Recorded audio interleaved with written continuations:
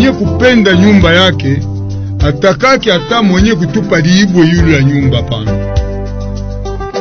Maisha ya leo. Kutumbola ngaite. Maisha yako, maisha yangu, maisha ya sisi yote. Kupenda mkena na madiskuru mrefu. Maisha ya leo. Kila siku pasa 9 la jioni pamoja na waalikwa katika vipande achana chana. Kama uleta kamata kubeba kipindi na sisi tunasema ora tutafute aistahili kulia. Maisha ya leo. Kipindi cha kazi, kipindi cha siasa, kipindi cha sheria na vipande vingine. Maisha ya leo. Mzee Samuel, najua kama mtoto wa Lualaba niko na ile fierté yote ya kuwezi kupita devant plateau na kuambia banduku yangu ba Lualaba bote kama mimi na batarisha fasha mzuri. Yeye basi wanapumzika. Mambo ya Lualaba, afya zetu, familia zetu, kutambua historia na mambo ya leo. Maisha ya leo. C'est que kule kumeri kule hakuna chef de division uswa fulani kuna angalia kwa mambo ya transport anako. C'est ça. Anako ni kinyumba paka vile. Maisha ya leo. Mimi Nkambo alikuwa ananiambiaka kama mwanaume ashongi yake mingi. Mwanaume ashongi madiscours mingi. Mwanaume ma promesse ya mingi tangu leta ma promesse kabisa. Il faut qu'on réalise. Démocratie inaanza kugermer. Balisema ndio Lualaba yunu wa kupatange hivi na vile. No, vile vyote les garçons ya koloji beko dire sana makazi ya maisha ya leo. Tufate kipindi maisha ya leo kila siku ya kwanza mpaka siku ya 5 saa 9 ya jioni.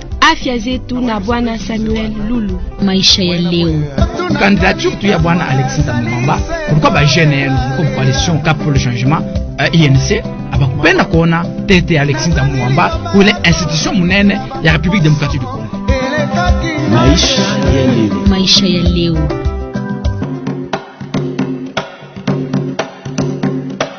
Maisha ya leo.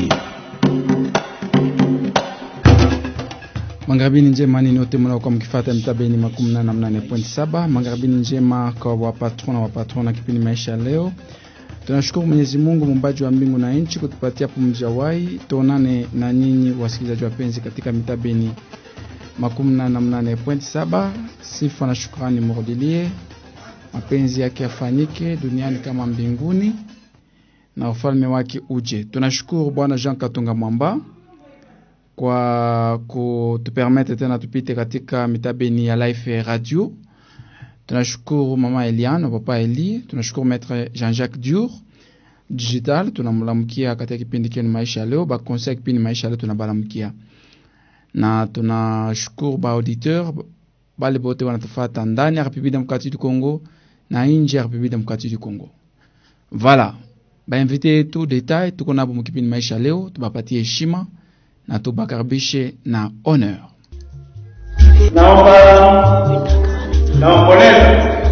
Je demande, je supplie Papa Bouye na Mama Fifi warudishe masikilizano.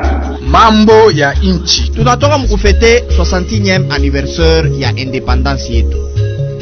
J'ai à souligner la fois passée ya kusema aucune avancée significative par rapport ya bwingi ya miaka ile tunafanya. Mais justice leo inakuwa indépendante. Justice hayakuwa indépendante. Je vais vous dire, la justice est politisée. Maisha ya leo. Kama mundu anaenda kwa, est-ce qu'il y en a pas pariobo? Est-ce qu'il y en a beba mambo, na beba tout nani donc zambi yote ya dunia? Non, ce n'est pas comme ça mon frère. Même atta kupeleka bantu kuma assemblée ku voter ni tout ça. Il faut voter les gens capables ndio kwenda ku raisonner mwile santé. Na bantu wale wanaenda kwenda kufanya suivi ya ile malwa ile. C'est la raison pour laquelle nous demandons, nous en appelons. Bantu wanafanya mbaya ni kusema. Effectivement. Vous comprendre? Le choix n'est pas bon. Mambo ya inchi. Pourquoi Lualaba inafika mwi niveau bantu bafurahi tena? Parce que muri trahir Lualaba. Banaiba franga bwana Samuel Lulu. Il y a beaucoup de détournés. Mimi nakwambia attention. Wapi Lualaba? Sikia mimi nikwambie. Lualaba. Je l'ai dit tout haut. Usitukulisa mwile affaire. Non, hapana mwile affaire. Moi je te dis que niko nabo bituka. Avec l'opération Toyebi Biloko. Moi je te dis, ce n'est pas possible. Avec l'opération Toyebi Biloko. Lualaba ko ba détourner. Ou le hota na USF. Dis, tous les masalaires ya bantu. Maisha ya leo. Maisha ya leo. Muma mikini muma village banasema utashika tu mama mmoja anapita busubuye unapita mukini wanasema eske mwe mukini amuna ko banaume. Ni kusema nini? Ni kusema mwe banaume mwende mkakombane. Hata mionete mwende mkakombane. Mais ala lancer tout message. Hii maakte unapitikana banaume abana ako. Oui. Maisha ya leo. L'état de droit vient nasema que arbitrage ya président selon sa volonté, parce que je sais que anapenda sana mais bale bantu wana makompanyia hapa ndio wanapenda kumfurahisha yeye mwenyewe kupita kurepondre ma attente ya population que nous sommes. Moi nafika mu niveau ya kugérer même $1000, même $100. Nafika mu niveau ya kugérer. Nafika mu niveau ya kuichungia hata pour un mois. OK. Ce que veut dire hata unapata 100 millions. Utamaliza yote. Utamaliza yote. Unajua naka mtu anakuwa majimu. Mwingine sana tombokea na ile kumlango. Okay. Abandone na watoto. OK. Unaona. Quelque soit hata anakuwa pasteur. Wewe nijua asipata makuta. Ajua asipata makuta. Okay. Hata pasteur kuna Saint Esprit. Mais kama anapata ile makuta anatomboka na kunyumba. Mambo ya inchi maisha ya leo. Mambo ya nchi maisha ya leo na njoo inafanya que ba leader d'opinion tubapokele mkipindi maisha ya leo. Tuko na ba invité ba deux. Moi première partie tuko na abo mkipindi maisha ya leo. Kila wakati banakuwa na bo parmi ba invité banakuwa na respecter temps na banakuwa na respecter invitation ya moi ba auditeur ya kipindi maisha ya leo. Invité wa kwanza anakuwa leader d'opinion, anakuwa avocat, anakuwa coordonnateur adjoint wa Union Sacrée Kulwalaba, il est chapeauté na Mama Fifi Masuka. Donc après Mama Fifi Masuka enjoy. Anakuwa président fédéral wa MLC, parti ya bwana Jean-Pierre Bemba Gombo. Voilà, anakuwa na makasketi ya mingi, je pense tusikia sema na fondation deja iko munjia. Ataleta position. Tumulamukie. Ni bwana Olivier Chimwanga. Bwana Olivier, jambo yenu. Jambo sana, tunamipikia asante kwa kutuinvite na tunasalimia wote weko branché ku Radio Life TV kwa hii wakati. Émission maisha ya leo. Merci. Pourquoi ma titre mingi? Hapa tuliapprendre fondation bientôt. Pourquoi? Wewe mwenye coordinateur, wewe mwenye na fondation tena ni nini? Bon, c'est toujours préparation à élection. Bon, ma cycle ya maisha chaque fois qu'on apanda donc kama unaona bakubwa walikutangulia ils sont en train de faire bitu bizuri, il faut aussi copier. Mais bale ba jeune bale beko motiver na nini? Déjà bana non, c'est un leader, il faut fondation na ya bwana Olivier. Pourquoi? Bon, je dis c'est encore en chantier, ce n'est pas encore formalisé. Je suis poussé par bale bananifataka, bananyonaka, il me pousse de faire cela. Je suis en train de réfléchir, ce n'est pas encore acté. Voilà, deuxième invité wetu anakuwa leader d'opinion, anakuwa au cadre wa MDVC, ni parti kwa opposition ya bwana Justin Mudekereza. Anakuwa na makaskete ya mingi, mais pendaki makaskete kuipresenter kuma plateau, asema tubaki tupa makaskete moja ya président fédéral wa MDVC Lualaba. Ni bwana Apollinaire Mbangu. Bwana Apollinaire, jambo yenu. Jambo sana na tena une fois kutoinvite kwa kipindi maisha leo, parce que kipindi maisha leo inakuwa kipindi ya Balualabe banakuwa beko na chunga kila wakati kama kiko wako. Alors tunashukuru tena kwa kutonore mwi invitation ya leo, na mimi nasikia furaha na kuya pa plateau mwana mkubwa Chimwanga, c'est un grand frère que je connais bien. Ni furaha kabisa kupartager tena nju population teshiki. D'accord, ni ba invité betu ba deux, ba invité tout détail, tukona bo mkipindi maisha ya leo, maisha yako, maisha yangu, maisha ya sisi sote. Na tukona semezea tu point moya, ni discours ya chef de l'État ku assemblée ya conseil ya ONU. Ile tulifata shibote kwa makini, ile tunasema Mswahili. Un discours yake apprécié par certains politiciens congolais, na bengina bako ya apprécié. Mais avant tout, santé ya Union Sacrée, Bwana Olivier Chimwanga, kulala ba iko namna gani? Bon, l'Union Sacrée là-bas, sous le leadership, il y a Mama Fifi Masuka Saini, gouverneur de la province de Lualaba, se porte bien. On évolue. Très bien. Ça se porte bien. Apparemment, vous êtes critiqué, c'est ma former équipe ya ba bon. Selon Benguine, tu as utilisé le terme hypocrite parce qu'il y a pas peine de reconnaître ma effort chef de l'État qu'on a fait. On a peine à syndiquiser quelqu'un. Au lieu chef de l'État numéro 1, même qu'on a syndiquisé ou la Chine chef de l'État. Bon, si quelqu'un a fait ma ville apparemment, il ne réfléchit pas bien. C'est vrai, nous ne pouvons pas ignorer que le chef de l'État a une vision, mais il y a quelqu'un qui matérialise cette vision. Il faut faire la part des choses. Mais apparemment, à Mouchante, tu es chef de l'État. Non, non. Mais chef de l'État n'a pas ça comme Suivez dans toutes nos interventions, nous disons, le chef de l'État est là, mais la fille aînée de l'Union Sacrée, elle est en train de matérialiser la vision du président de la République. Et il ne faut pas oublier que le bilan du président de la République, en dehors de ce qu'est en train de faire le député national, les gouvernements nationaux, il y a aussi les réalisations des gouverneurs provinciaux. Donc c'est tout à fait normal que nous puissions accompagner la dame qui est en train de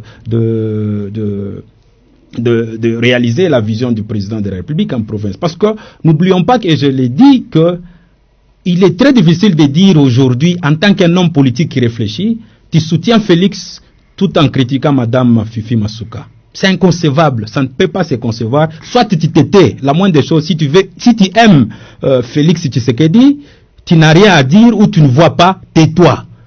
Au lieu de dire des choses, on est à mal le président de la République. Pourquoi je dis ça? Pourquoi je dis ça? Parce que le président de la République, lorsqu'il viendra dans la province du Lualaba, il ne dira pas ce qu'il est en train de faire Kiaboula. Il va dire ce que Fifi a fait, voilà ce que je fais au Lualaba.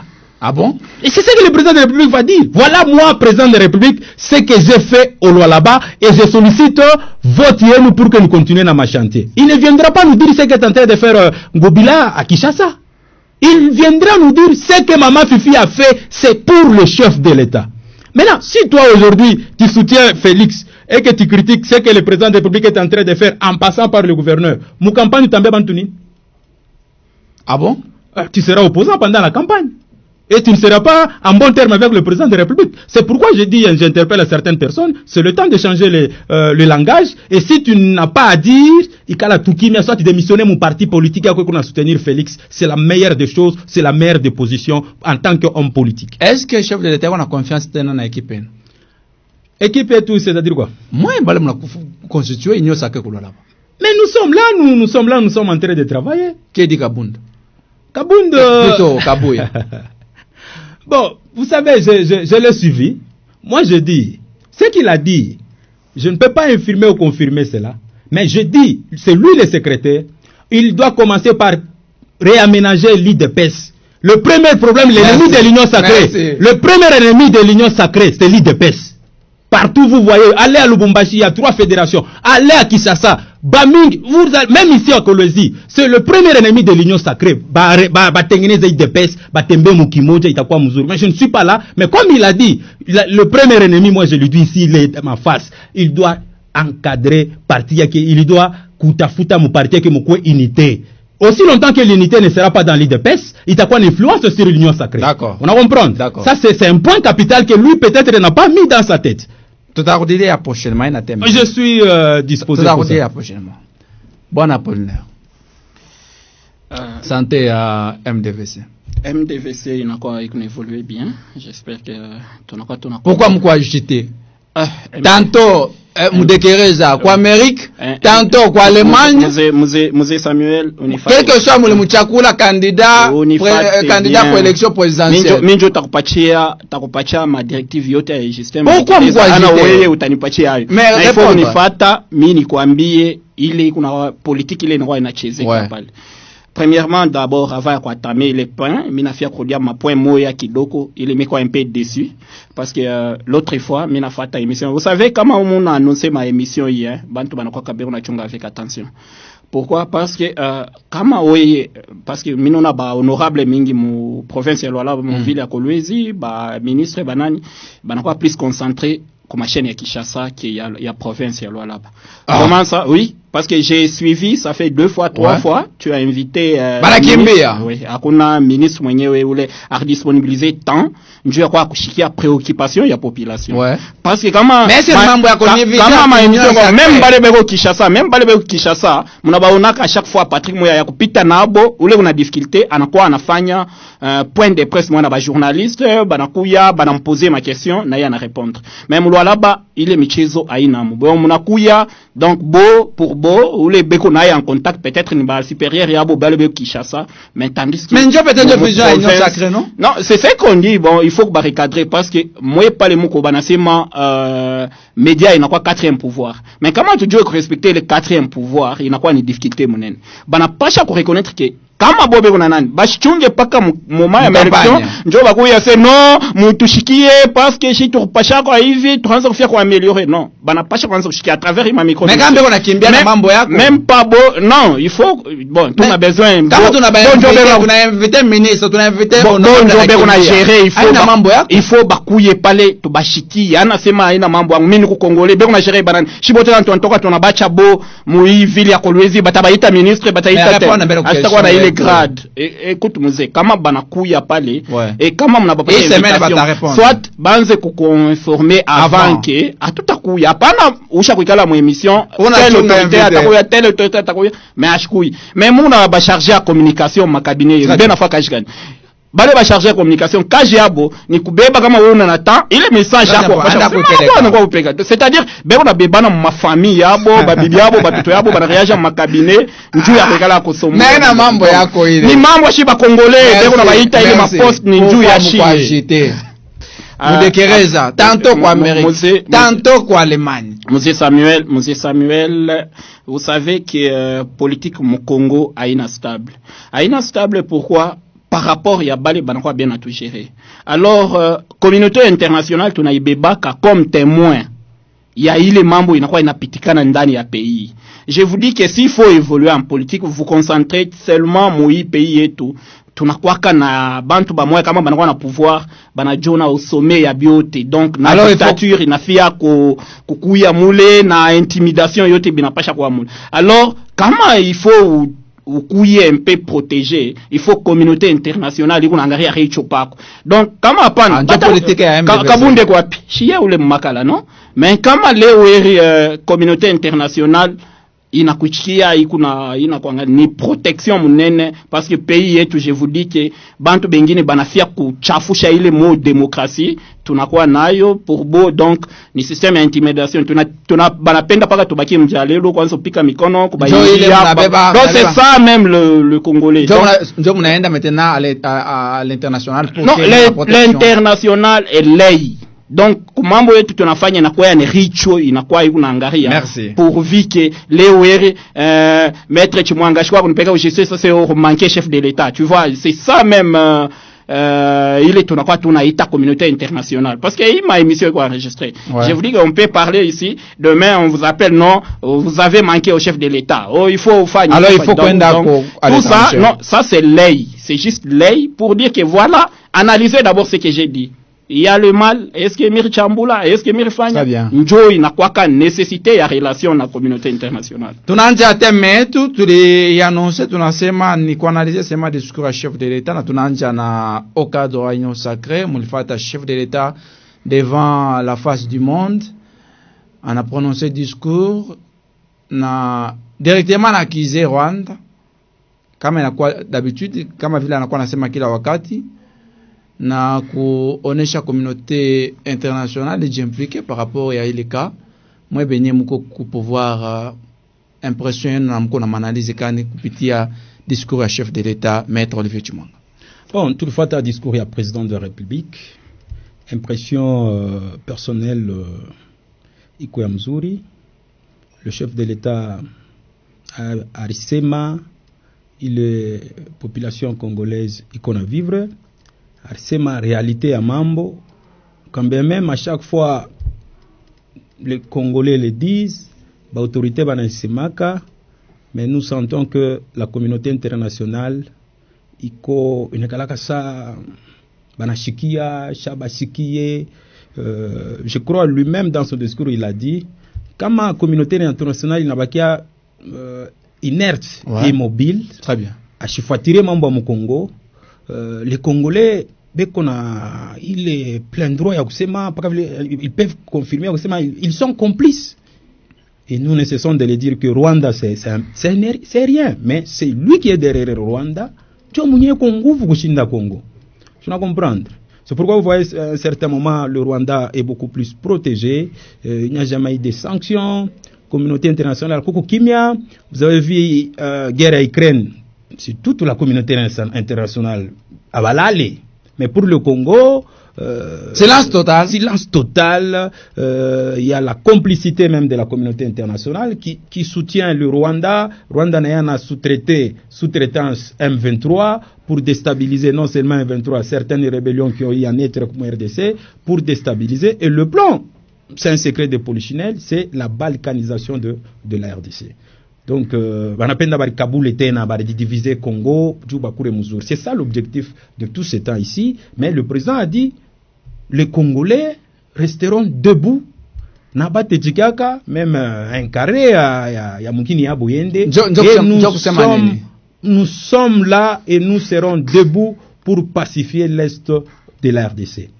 Avec ou sans la communauté internationale, nous allons nous engager tous pour rétablir la paix aux côtés. Avec quel moyen? Ça, c'est une promesse. Avec quel moyen?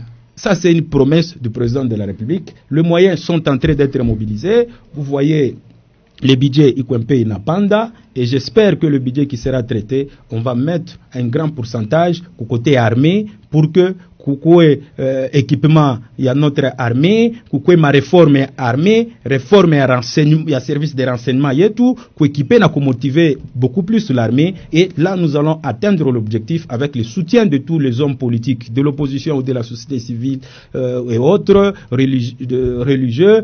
Et kama shebo de tuna weka ania moya tunakuwa mkimoya pour l'intérêt général de la nation juu ya Mkongo ikwe Kongo ikwe mmoja tutaweza evita. Mais question ile bantu banajiuliza, discours à chef de l'État devant la face du monde, est-ce que ni salut juu ya kumaliza insécurité mu Congo?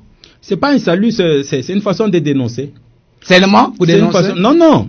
Il n'a pas dénoncé, il a dit, et nous Congolais, nous prenons en charge pour mettre en... Il n'a pas dit ça, il n'a pas dit seulement que voilà la réalité, mais voilà la position du Congo, voilà la position du gouvernement congolais, c'est celle de mettre fin, Invita.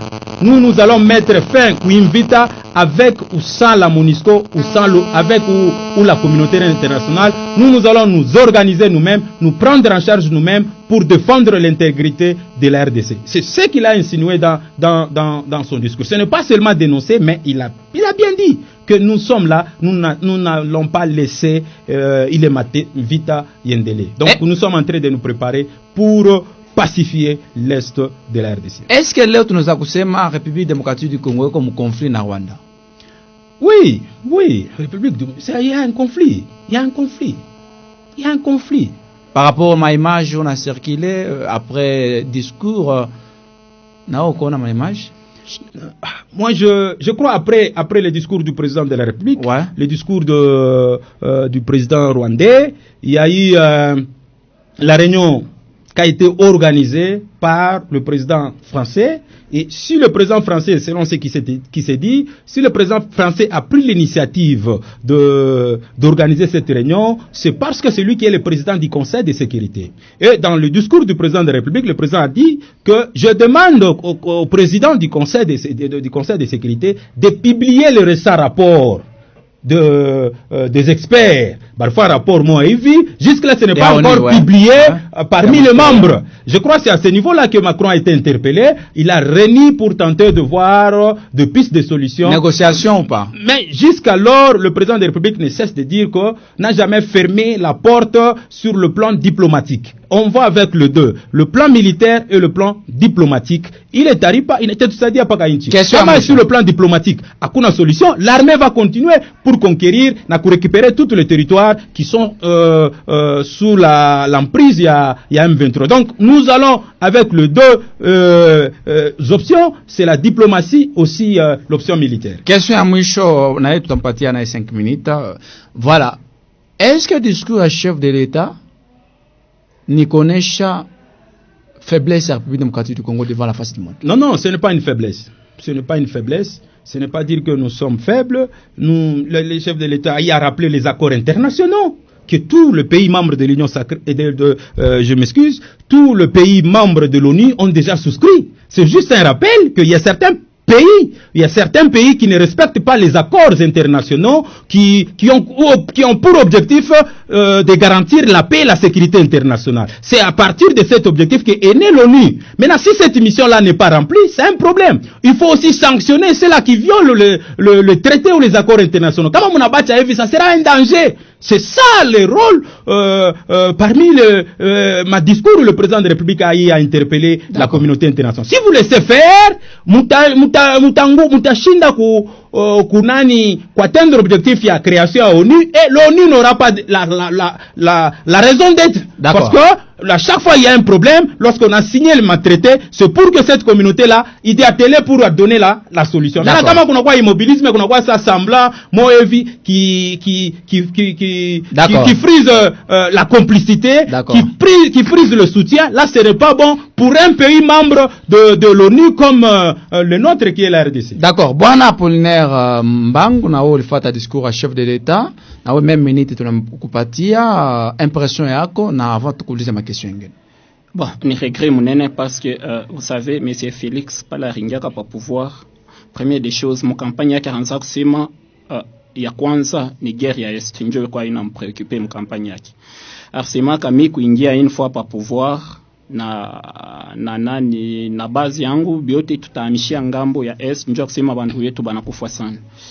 Alors jusqu'à aujourd'hui, 4 ans déjà passés au pouvoir, hakuna hata solution moja inafanyika et tunachofa karibu na election baanze kusoulever ile mambo ya kusema akingari kuna tafuta comment kufanya tena pourvu que ile guerre ishe. Je crois que nous cracher pas mémoire ya bale bakufa mingi njuu ya guerre ya Est, que les âmes reposent en paix. Donc impression yenu comme ba. Écoutez, monsieur Félix ne fait rien. Pourquoi? Parce que je vais vous dire quoi. Monsieur Félix aranzaka pala nengia pa pouvoir anaanza na mambo état de siège. Anasema voilà tunaweka état de siège Ouest pourvu que bale banakuwa beko na menacer Congo tuone comment kuba neutraliser.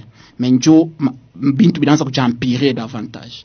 Donc bintu binaanza kuwa bibaya tena kupita. Bantu banaanza kufa kila siku. Bantu banaanza kufa kila minute. Et unanyambia que ile état de siège iko na rapport pa population. Donc ça fait déjà 15 mois que ile état de siège kwako. Mais bantu bana continuer kufa kila siku. Leo j'ai suivi même arrivé même nani secrétaire wa ONU à finir kusema voilà bana na arme ni faiblesse ya Congo. Pourquoi? Parce que vous allez comprendre bale beko na kufa kule abakufe kuma balle mais bon bakona ile ba balle wapi njoo kusema voilà bana kwa na arme moyo ku sophistiqué plus que même communauté internationale ile inakuwa ONU et ile inakuwa MONUSCO. Mais leo hii inakuwa craché par ma mémoire parce que banakuwa bien kufanya mipanga bantu banakuwa bien kuna bachinja na mipanga. C'est-à-dire quoi kuna kwa complot moyo kuna chezeka si j'ai compris voire même gouvernement est tout impliqué comment leo hii. Il faut vous dire ça. Pourquoi? Parce que 15 mois il y a état de siège. Leo il y a kuna solution hata moja. Mais leo bantu bena Tshisekedi devant Félix Tshisekedi aranza na Lorenzo Mwangola. Sous médiation ya Lorenzo banenda non nous voulons la paix. Mais Bunagana huko inabakia banaibeba sous l'emprise ya ba rebelle. Ça fait 3 mois ba rebelle beko mu pays ba chaque occupé parti. Mais vous voulez nous dire encore le discours ya Félix est apporté un plus au pays tandis que bandu wetu beko na continuer kufa tandis que bandu wetu bafunde bengi ba chaque kwenda ba réfugiés. Mais aujourd'hui solution gani taku yako si il faut aller dire encore kama leo secrétaire wa ONU ula anasema anaangalia mambo ya sécurité ya mapays mais leo anajisentir incapable ya kuweza kutosha pays mu misère. Vous allez me prouver que leo ile discours Tshisekedi afanya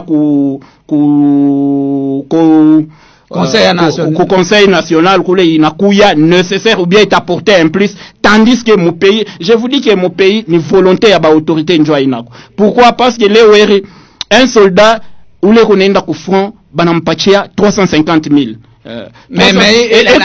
Écoutez, Mouvé, banakupatia 350 000 uende ku guerre, mais tu as une famille que tu laisses ici avec 7 enfants. Bale watoto wanapasha kufunda, bale watoto wanapasha kuria. Mais wewe uende kule ku guerre, ukakombane, tu vas voir que ile makuta bakupatia itasifiri, uache yako kunyumba, yokipe ma besoin yako uende ukakombane vite. Mais question ile tunameuliza. Impression qu'on va discours à chef de l'État. Chef de l'État m'a dit ma discours. Mais selon moi, en tant qu'opposition, allez pas chercher manini. Monsieur Samuel, je vous dis que il y a un asema Rwanda n'a pas agressé. Rwanda n'a soutenir M23. Mais ma stratégie kani si trouvé en place, ndiyo sema Rwanda a soutenir tena ile M23. Rwanda a impliqué tena mu ile affaire M23. Donc inakuya ni kusema tu parce que il faut kusema discours ya bien parce que hier après quelques jours Monisco Oniko déclarer que Beko est incapable à kuisha ile guerre. Mais vous allez voir que les communautés internationales ont un impact tena mouille les membres RDC. C'est-à-dire quand nous-mêmes à tout bébé en charge, akuna tena. Mais pour le job à diriger, à diriger monde, de quoi l'aide à quoi qui. Mouze, écoutez. Kama leo Putin anaweza c'est parce que hanza faye na attaquer et kuna tafuta comment kunégocier et kuna attaquer kuna tafuta comment kunégocier mais si kama tu kuna tafuta comment kunégocier sans attaquer parce que ni pays yetu iko attaquer ni pays yetu washa kubeba parti mais kama il faut tubakie leo asema non nous attendons que communauté internationale y agir mais tandis que bulongo yetu kipande iko na ba rebelle mais il faut attendre que communauté internationale quoi intervenir mouiller les dossiers c'est-à-dire tout n'onyesha faiblesse parce que les communautés nationales internationale haitakuwaka na uwezo kama shibenye watu impliqué njuu ya kuisha ile guerre. Donc ni shibenye ba Congolais d'abord tunapasha kuwa conscient que tuko attaquer, tunaattaquer na shiye. Maintenant au retour communauté internationale bale tona pression inapita na shiye. Embargo non ya watu zaki je vous ai dit que bale bantu beko na attaquer mission ma arme ya spécial ile banwa bena pika bena attaquer na mipanga. Donc mais Monisco alisema iko na maarme haya. Mzee we na miye depuis tuanza kufata ushakuona tu ile ngambo ya est banaja affronter na maarme ile nécessaire ile kusema badadani banaweka maarme moja ile iko nécessaire kusema voilà Congo haiwezi kufanya face ya ile maarme. Donc c'est pour vous dire quoi beko na cheza na psychologie yetu. Nani anacheza na psychologie? Communauté internationale voire même ceux qui gèrent notre pays. Pourquoi? Parce que kama leo eri pays inakuwa attaqué ça fait déjà 3 mois mais sous un état de siège tout mon état de siège kule kuku basoda mingi beko kule ni basoda beko na gérer ma province leo eri utona ke ma province inaanza leo eri kwa armée kunaanza kwa difficulté mambo ya kubambana ya kulokotana. Pourquoi? Parce que hakuna organisation réelle mbele muarme yetu mundani ya PDC gouvernement yetu. Tutakupatia sauti 09767646 maître Olivier ata réagir. Allo jambo yenu? Pasteur karibu. Merci beaucoup. La clarification est apportée.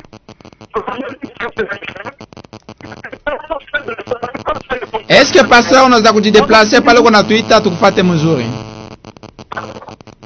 Allo? Pasteur utuite tena, utuite ubeba position mzuri utuite. Allo jambo yenu?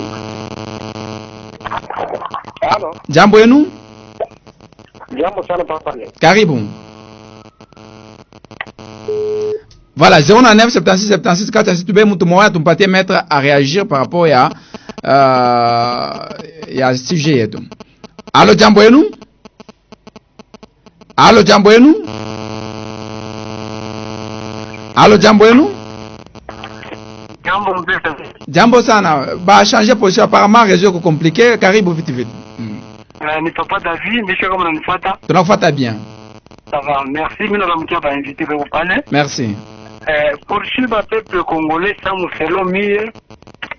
J'attendais mon discours du président de la République. Premièrement, c'est ça du Monisco, secrétaire au Monisco a annoncé.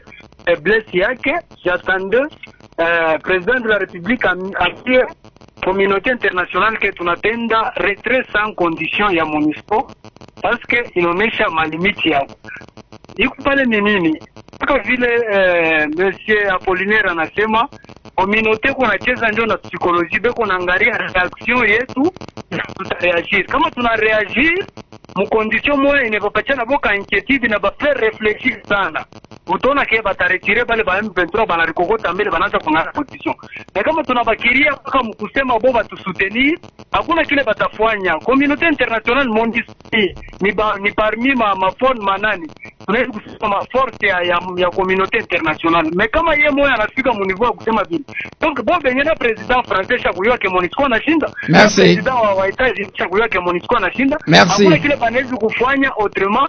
President tulombe mbele premièrement tumwandame nani ambassadeur wa Rwanda munani. Merci, tuseme kwa kifupi tuko batu ba mingi tubebe mtu mwa tumpatie maître Olivier à réagir na bwana Apollinaire de réagir. Allo jambo yenu, 1 minute sema. Jambo sana papa Samuel. Karibu papa. Papa Samuel depuis le village Katepa. Karibu. À mon avis, je trouve que l'idée que votre invité, pas Apollinaire mais l'autre, a avancé, c'est tout à fait fondé. Vous savez, lorsqu'on gère une république, on ne peut pas gérer sous émotion. Très bien. Pourquoi? Parce que on ne peut pas négliger les conséquences de la guerre. Aujourd'hui, nous pouvons tous accepter à ce que la RDC puisse faire la guerre au Rwanda. Nous savons tous que les poumons centrales de la République démocratique, pour le moment, c'est les lois là-bas. Le Rwanda aussi, étant donné que non, il sera prêt pour la guerre, ne soyez pas peut-être étonnés un jour qu'on lance des missiles qui doivent peut-être tomber ici dans la province de là-bas. Et ça doit faire chuter l'économie même de la République. Merci. Maître Olivier Chimwanga. Bon, je suivis mon co-débatteur. J'ai du mal à me fixer par rapport à leur parti politique, c'est dit de l'opposition. Je ne sais pas, Kamenazali Kapsasa. MDVC. Je ne sais pas Kamania Sasa, s'ils ont été avec Kabila, qui ont été au pouvoir, je ne sais pas. Ils parlent comme si la guerre a commencé hier. La guerre n'a pas commencé hier. Félix Tshisekedi a hérité de cette guerre. Que Kabila a fait 18 ans sans pour autant terminer cette guerre. Mais est-ce qu'on peut commencer ces matchs? Je suis en train d'y aller. Il faut savoir là où nous venons, c'est aussi important, où est analyse. Pour donner ton analyse avec précision, pour que la population ait touché. Très bien. Cette guerre a commencé il y a longtemps. Et guerre, il y a la magnification, il y a mingi jusqu'à aujourd'hui que nous ne pouvons pas nier. Il y a certaines communautés internationales qui sont derrière cette guerre. Il y a certains multinationales qui sont derrière cette guerre. Et le Rwanda n'est qu'un instrument qu'on utilise. Là, nous ne pouvons pas nier. C'est un instrument qu'on utilise pour que piller. Et cette guerre est purement économique. L'objectif, il y a vita ni source, il y a vita ni ndio ya mari comme Congo. Très bien. Na beko na tafuta partout le moyen banze ku piller mari na hapa beko na piller pendant toutes ces années ici. Ils prennent ma minerai kupitia paka les rébellion. Et le président même lui-même l'a dit dans son discours. C'est une guerre c'est parce que nous avons des richesses mon RDC. Le président de la République, c'est vrai, parmi le raison avancé, l'objectif de sa candidature, c'était d'amener la RDC à la paix et de rétablir beaucoup plus l'Est de la RDC. Il a pris plusieurs initiatives, lui-même l'a dit. Depuis que je suis entré au pouvoir, je fais le tout. Donc, c'est-à-dire que le président de la République a choisi le palais.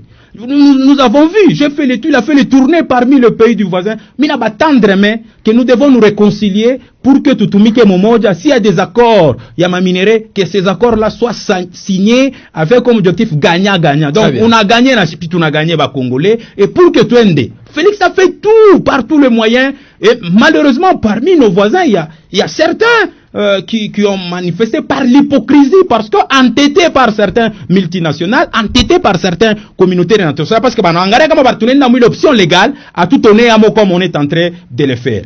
Le Félix a évolué. Après voir qu'il y a un échec par la main tendue, il a établi l'état de siège. Moi, je vous dis, si Léo, Bantu Bote, Banamona, Rwanda, parce que tout ce temps ici, Turanzaga, Kusemaga, Rwanda, c'était difficile de le prouver. Si aujourd'hui, même les rapports de l'ONU, des experts de l'ONU, a prouvé à suffisance que Rwanda est derrière comme Rwanda Ritoka, c'est parce que parmi ma apport, ma résultat positif, il y a état de siège. Pourquoi? Parce que l'économie, selon ma étude, l'économie depuis réinstaller état de siège, l'économie à Rwanda, il croit une difficulté. Parce que on a fermé toute ma porte ya mingi, kule baranza kuingia kanjua kupie mari. C'est pas pour rien que le Rwanda lui-même a pris à kuingisa armée yake toute une troupe bataillon armé kuingia mu Congo parce que a ressentir que kuna quoi étouffement par rapport à ça et le Rwanda s'était aussi préparé pour réagir contre l'état de siège. On a encore instrumentalisé certains groupes armés avec de guerre asymétrique baningria ben attaqué pour kuweka population en opposition avec le FRDC. Donc parmi les signes il y a état de siège, ni l'économie à Rwanda comme difficulté jusqu'aujourd'hui. C'est pourquoi mon Rwanda leo analamuka plus que il matin Terazaka kufuchamaka parce que il prenait toujours. Pale banafunga le maboko. Mena salaire kama mulifanya effort juu ya ile mambo ya salaire ya ba militaire. Mais il y a quand même un effort. Il y a quand même un effort qui est en train d'être fait par le président de la République. C'est là c'est ce que nous avons dit. Il y a quand même la volonté politique du président de la République.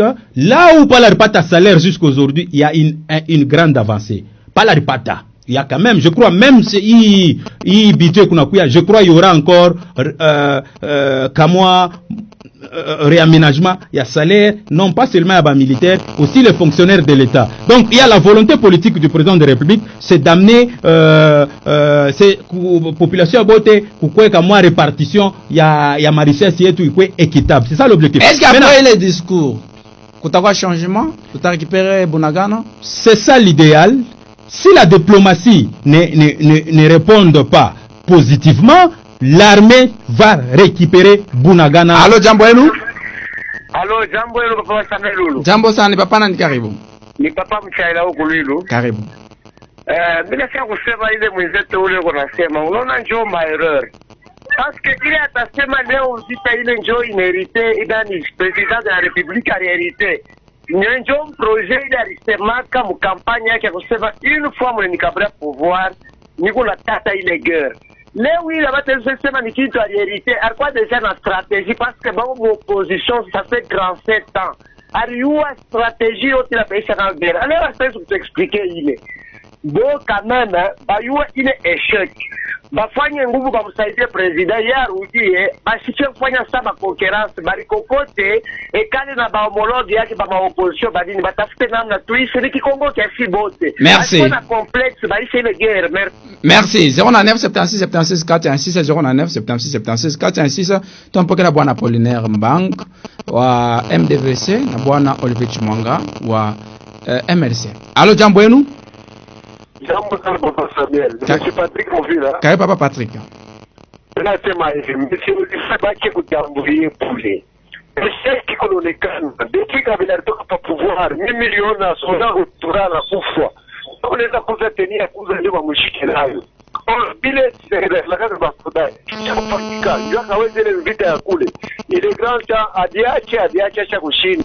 097 76 416 097 76 76 416 tumpokea ba invité bade unabakia batu bade. Allô, jambo yenu? Jambo sana papa nyo. Karibu papa. Ni papa meje mtono. Papa meje karibu. Vita ya kweste ni buchuruzi. Kila mtu anaiwa vile. Eti kule kwenye kongre ya nyo nani kwa Amerika kule anaenda ku nani? Ule mwenye anaenda kupelekea maneno ndio mwenye haiko na msukuma Rwanda faide. Batache ile nje.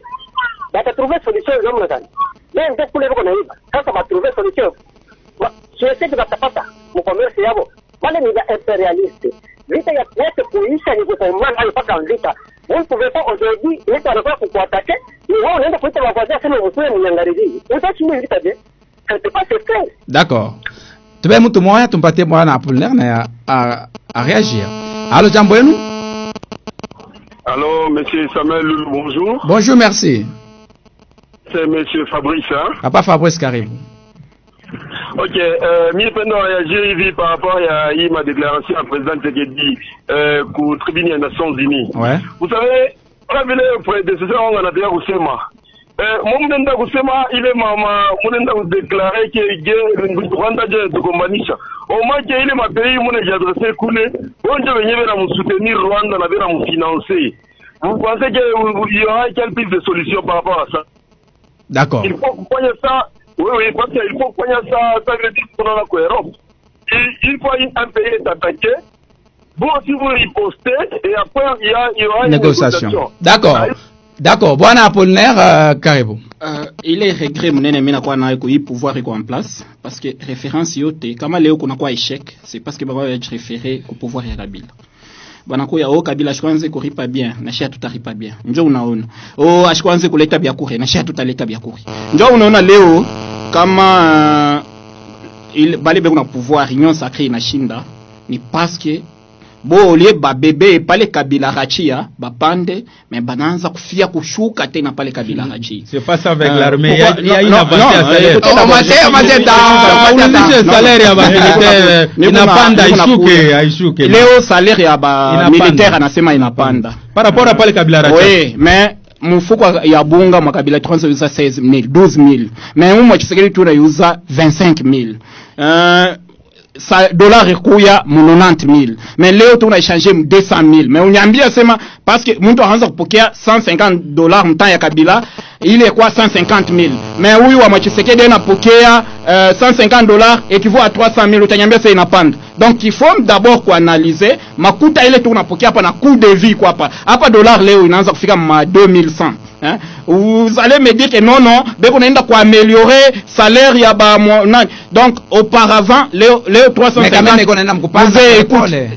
350,000 ni ration il a été né un mois kunyumba. Mais on a fait un montant à Kabila, oui, $150 on a pas c'est 150,000 na yo pena été né un mois mon nyumba. Mais on a fait on a c'est non après salaire il n'a pas mais coût de vie coûte trop cher mais on a fait on prouver comment est-ce que salaire il n'a pas tandis que dollar na yo kuyul to ya dollar kuyul. Donc c'est pour vous dire quoi Léo est pouvoir en place aiweze kintu c'est parce que inakuwa unajireferer ku pouvoir passer soda leo mais on moi laisser m'invite na sa vile unalamuka na musa mvutu on a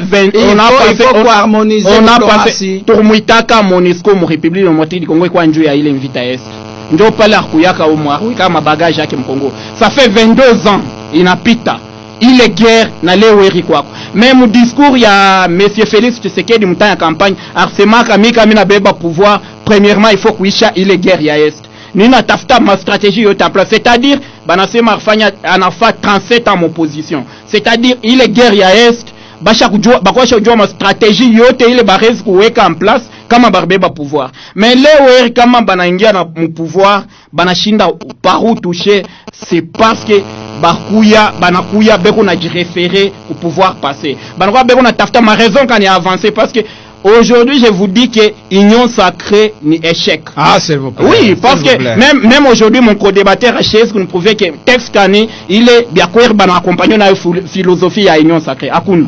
Donc c'est pour vous dire quoi inakuya ni équipe ya bantu banakuwa beko na flatter ule kuna pouvoir banatafuta comment donc entourage ya chef de l'état ni entourage inakuya donc mkongo tunapendaka ba flatteur bale muntu ule anakuya na flatter anakuambia non je te donne ça je te donne ça je te donne ça njoo ule muntu unaona sana anakupenda sana par contre ule muntu akwambia vérité anakuwa ennemi kwako. Donc le problème est là mkongo déficit tunakuwa nayo parce que bale banakuwa ba gérer banapenda ba flatteur abapende quelqu'un qui mérite à la place qu'il faut. Ule muntu anaweza kuapporter un plus mbele unafanya. Mais tunatafuta ule muntu akuya akutape no hii chemin unaenda nayo ni ya bien tandis que ile unaenda awende kukintu donc huko paka una tourner fashi moya.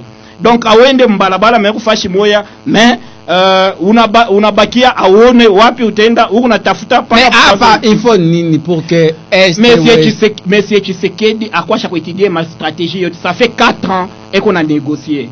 Mais leo haina tena temps ya discours. ni temps ya kuweka ma stratégie en place ndio guerre riche. Je vous dis que aujourd'hui tuna ba jeunes mingi mu République de moitié du Congo au chômage, abana kaji. Mais leo eri batishikie tu kuna kuya amélioration ya salaire ya basoda. Je vous dis que aba bakuluna banani bengo na jungula bote batenda mbio kwa armée kujanrole pourvu que baende baka kombanie nchi. Si bote ba Congolais tunakuwa na souci ya kusaidia pays. Mais kama unaangalia bale banakuwa banagérer banatafuta ma intérêt égoïste, banatafuta bo benye ma privilège yabo. Ndio inakuwa leo ina déstabiliser pays davantage. Quelqu'un qui t'envoie ku guerre, mais un député unashikia sema yeye unapokea $21,000, mais wewe unaenda ku guerre unapokea $150. Tu vois écart. Est-ce que kule utenda utaweka akire en place njoo kombane na wewe utenda kunani kupie ile. Allo, jambo yenu? Pata pale. Allo, jambo sana, ni Mr. Delvara. Kari papa. Mimi napenda Olivier na ule system mwingine papo. Merci. Okay. Nataka kusema hivi. Pour combattre hii vita ya Congo depuis ilianza kule kumae, tout d'abord il faut pas parallélisme pour comparer nos deux présidents. Paul Kagame na Félix Tshisekedi. Monsieur Paul Kagame ni mtu moya est plus écouté et puis meilleur élève et puis meilleur président par rapport à l'intérêt n'a pas dû à pays haïti. Là il faut comprendre de les façons. Et puis est-ce que mnaona kuwaza Rwanda isha kugeuka inakuya parmi ma pays anglophone, mais représentant ule wa francophonie ni rwandais. Est-ce que mnaona comprendre Rwanda ni pays anglophone, mais Emmanuel Macron en a rapproché côté bateau. Merci tunafata Maître Olivier Chimanga. Bon, je suis en train de suivre. Malheureusement, ce n'est pas les jours du bilan. Au moment du bilan, nous allons revenir. C'est très tôt de dire que nous avons échoué, mais nous avons déjà... L'Union sacrée a un bilan, l'Union sacrée a un programme. C'est pas le gouvernement national qui est là, est issu de l'Union sacrée, et le gouvernement a présenté le programme de l'Union sacrée à l'Assemblée nationale, et c'est ce programme-là qui est en train d'être mis en application. Dire que avant un programme, avant une vision, mais le programme de Sama Lukonde. C'est un problème, nous ne référons pas à Joseph Kabila. Moi je dis, à un certain moment pour avancer, il faut regarder là où vous venez. Et na munafikia wapi na Mungu nenda wapi. Dire qu'on est en train de régresser, je ne pense pas, mais au contraire, nous sommes en train d'évoluer. Le président est là, est en train de travailler pour résoudre ma problème. Il y a population aujourd'hui beaucoup plus sociale et sécuritaire.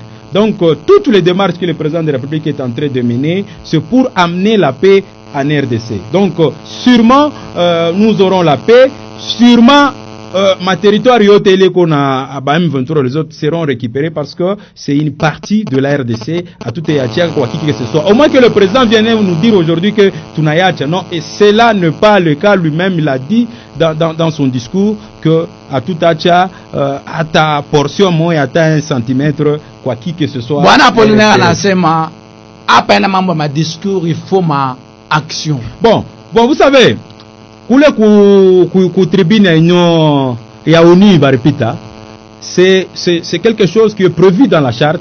À chaque fois qu'assemblée nationale, à chaque assemblée générale, qu'on n'a pas le choix, président qu'on a pité qu'on a fait un discours. Ouais. Donc le président, c'est ça, il faut respecter.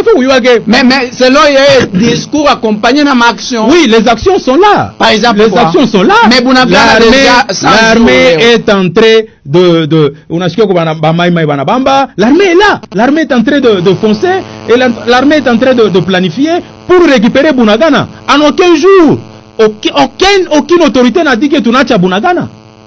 Et c'est aina kule ku discours ya aina kule ku devant la tribune de l'ONU, il faut connaître sa stratégie militaire. Mais le président l'a dit qu'à tout à centimètre, moi, tout a récupéré Bonagan. Ce n'est pas un lien où c'est voilà, vous l'avez récupéré. C'est ce qu'il voulait passer, mais non, ce n'est pas toutes les stratégies. Merci beaucoup, Papa Samuel. Il va vous assumer mambo munene sana kabisa na mchezo pale mambo munene sana kabisa. Ile vita kwa style, tu as souffert ni bazungu. Mambo pia alishia papa. Pengine tukutai cheri nini presence ya Mobutu, sorti ya Mobutu. Mobutu kwa president wa mkiri Mobutu, akwata kuanza wale kufungula mbanga. Tu Mobutu ache kiti sasa Laurent Desire Kabila nje. Tu Laurent nje kwa mpatie wa Rwanda mkoa msaidie vita. Tu ndio vile sisi tukuteni force ilikuwa na Mobutu ile achukue n'importe qui Mobutu kutoka kwa Rwanda bakuye na bazungu walisaidia ile maandazi kwa soda masando $100 ikari Mobutu bazungu finance kan bata kwa humu Mobutu anatoka pakichi Kabila yao ya pakichi watu mkopie Kabila kile ni Rwanda bakipa kwa humu Kabila ndio kufika Rwanda batoke kitu kwa Rwanda humu Chabo kutoka iko michezo tunatumba kwa makerme sumu. Merci. Une minute kama unamaliza tu une minute tunakukata. Bwana Apollinaire. Mzee, je vous dis que bale biko na pouvoir ni échec munene basha kufanya. Mais anasema inataka bilan. Ma stratégie abawezi kudévoiler. Vous savez bilan inapasha kwa annuellement. Parce que depuis tuanza tunafanya presque 4 ans na Félix. Ben banapasha kutuprouver ile banafanya njuu ya social ya population, njuu ya sécurité ya population, njuu ya économie ya pays. Ni nini banafanya? Hapa ni mambo ya est.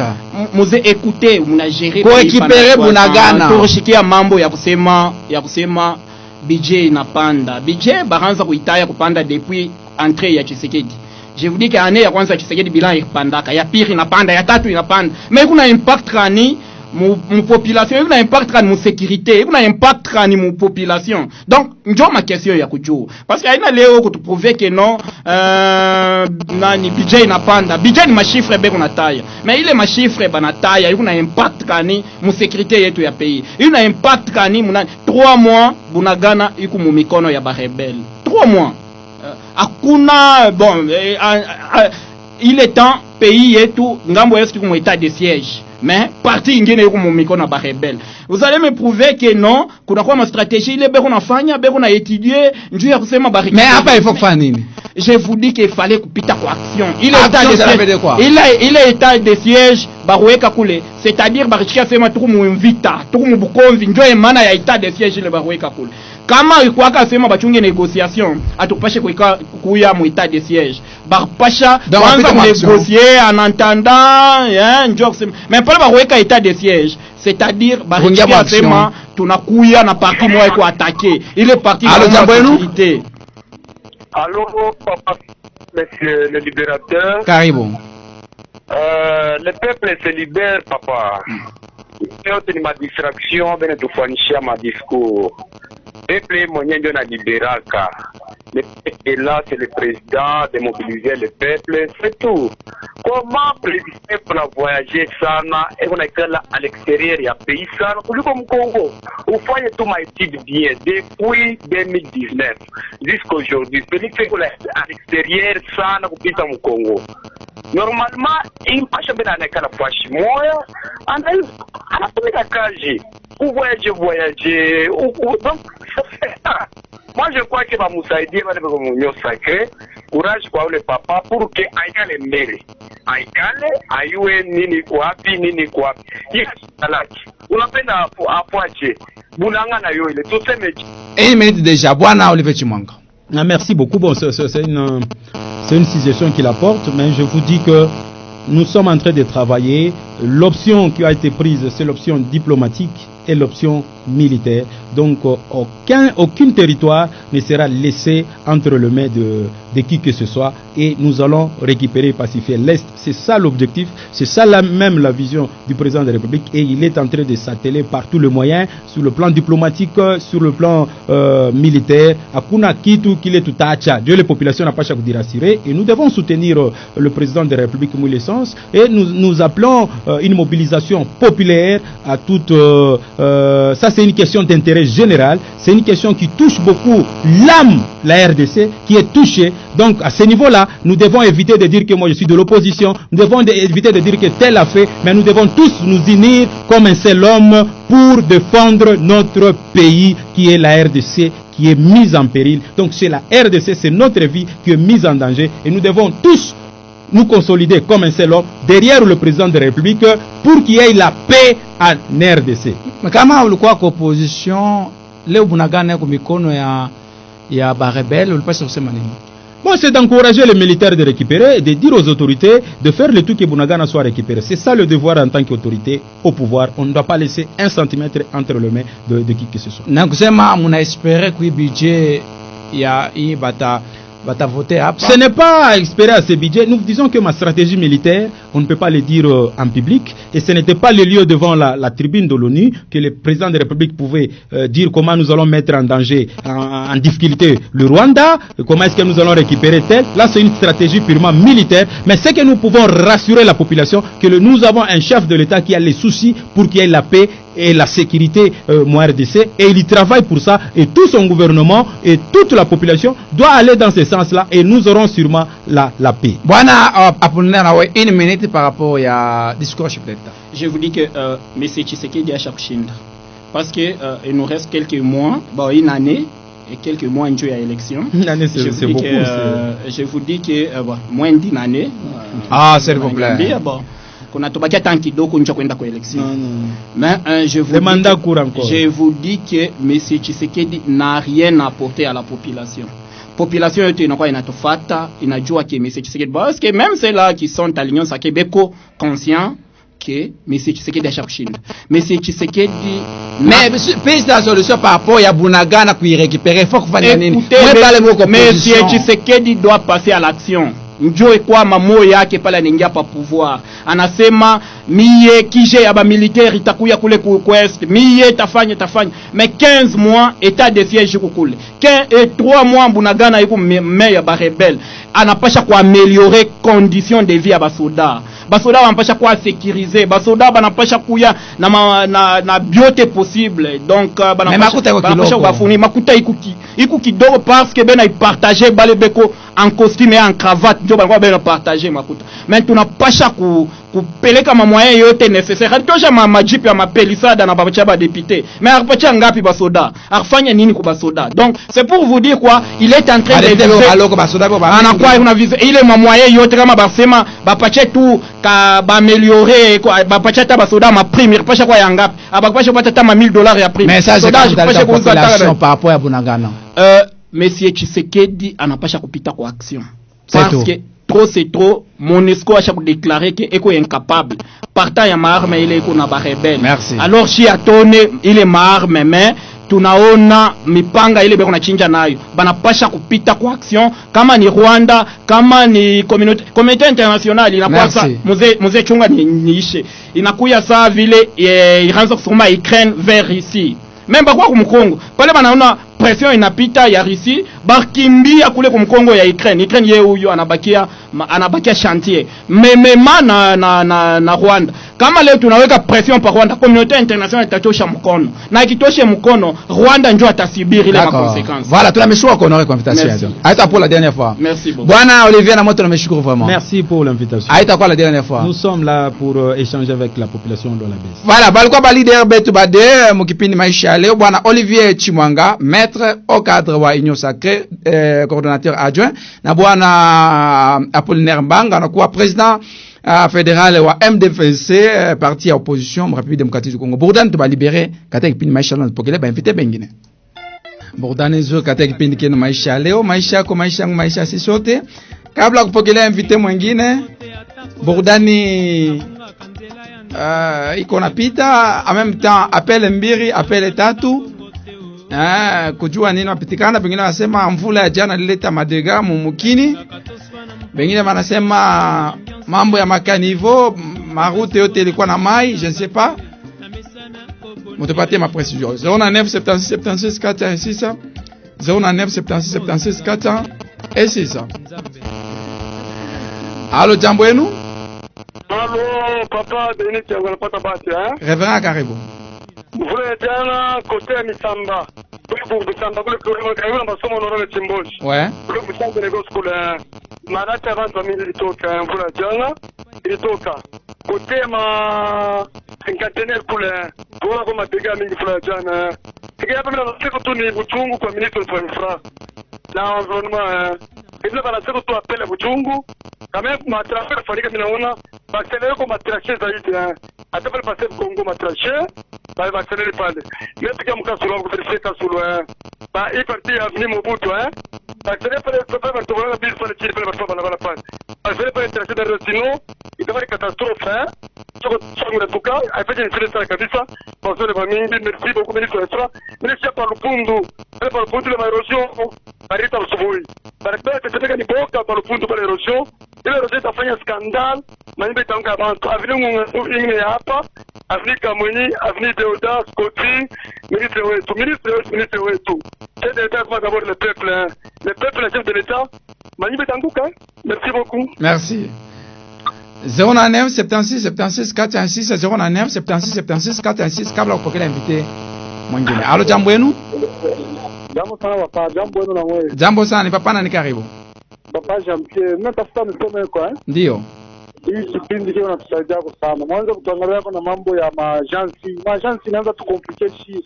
Badala ya kutumia mafuta unaenda kwa mafuta inako useme kwa mambo ya majansi, mverifie kwa majansi ya mafuta inaanza kutucomplicate. Majansi inaanza kupita kutumia kama Airtel Money na kwa par rapport à agence. Merci beaucoup. Merci papa. 09 76 76 416 kama mbiu tunabifunga agence unafunga kama mtumi amuye kutumika. Alo, jambo yenu? Alo, jambo sana hapa ni papa na ni karibu. Kibunji Buya. Papa Kibunji Buya karibu.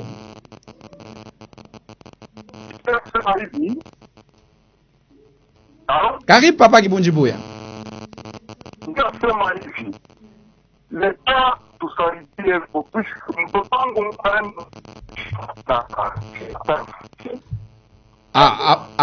apparemment mudi région na compliqué. Est-ce que mnaweza kujideplacer pale mna Twitter?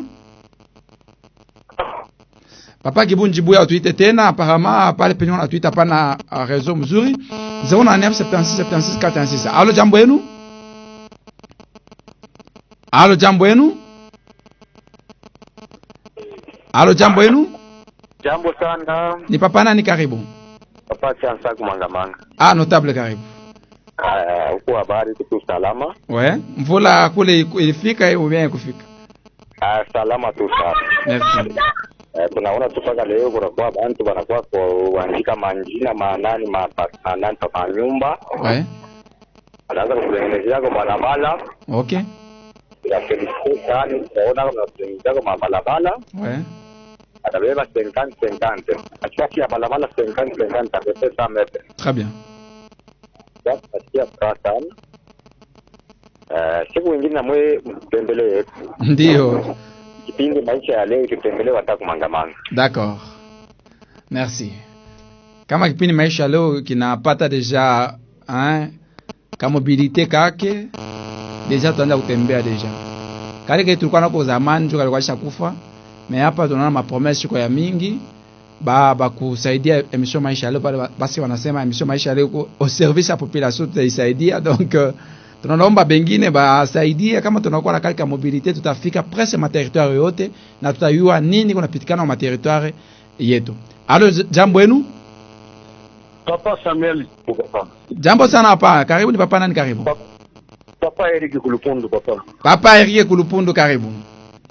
Papa tunaharia tena. Vule na kuya mzazi. Okay. Tunainterpelle ba autorité papa. Okay. C'est vrai kuku ma effort ile honorable Kashea. Hatutakatala kumtaya papa. Papa watusaidie parce que imvula kama kuna pika ya pili papa tunamo. Donc na Kulupundu mvula ilipika. Papa dega ya munene papa. D'accord, je passe à kuku manyumba ile malata irenda na shi tunalomba injimu papa tuto tour yetu ya joli site leo unafanya mabalabala beko na kulula mbele mabulongo ile ya zamani papa batu tupia mombe hata mabulongo ba boucher kwa hata kuboucher tunalomba en premier lieu papa. D'accord, tunaria papa batusaidie. Merci. Merci papa Samuel. 09 76 76 416 09 76 76 416 09 76 76 416. Appelle moja mbili tatu avant pokela invité mwingine na kuyua nini napitikana masehemu yengine. Alo, jambo yenu? Jambo sana papa Samuel. Ni papa na ni karibu. Ni Moisa Kimen. Papa Samuel afisema kwa mambo ya nani? Ya kugol pervea. Kuna fanya nini? papa kuko erosion moya sike mavini yote ile ngamba mama sisi yote vecha itengeneza me mavini hapo hapo ku masomo ya Victoria ile ngambo abangarie kwa ta erosion sike mvula hapa kipiga asiri yote vinapomoka ndio tunaomba kwa mama sisi ni mwavini haki baba kitengeneze paka ngambo yako na shinga ngambo yetu shibetone. Merci. 09 76 76 406 09 76 76 406. Allô, jambo yenu? Bonjour papa. Bonjour, merci. Ni papa na ni karibu. Ni Mr. John, hein? Papa John karibu. Ato kitu vingine napenda kondane bantu. Wewe ushakuona unaenda kuta Kirima après kunakuwa mambo ya maerosion na kuta leta leta ndio kutuma sondra inge pakirima ile mambo watu wasema leta napita kwa mpego basi yenyewe wanafanyia unaenda wenga kumai nyumba unakumbuka so leta akanyangalilie hiyo ndio kutuma sondra inge pale. D'accord. 09 76 76 kacha sasema acha tusiache kwanza kukondane leta. Halo, jambo yenu? Ni papa na ni karibu. Eric kwa mitamsha. Papa Eric karibu. Kwanza ni yetu. Ministri wa interior anaipaka. Mwingishe kwa mwingishe kidogo. Karibu, ingia mu nyumba yake. Papa Deoda sécurité kwa papa wao. Kama washikane washike kwa mali delenga. Ndio imaginez-vous nenda na bakter konsom.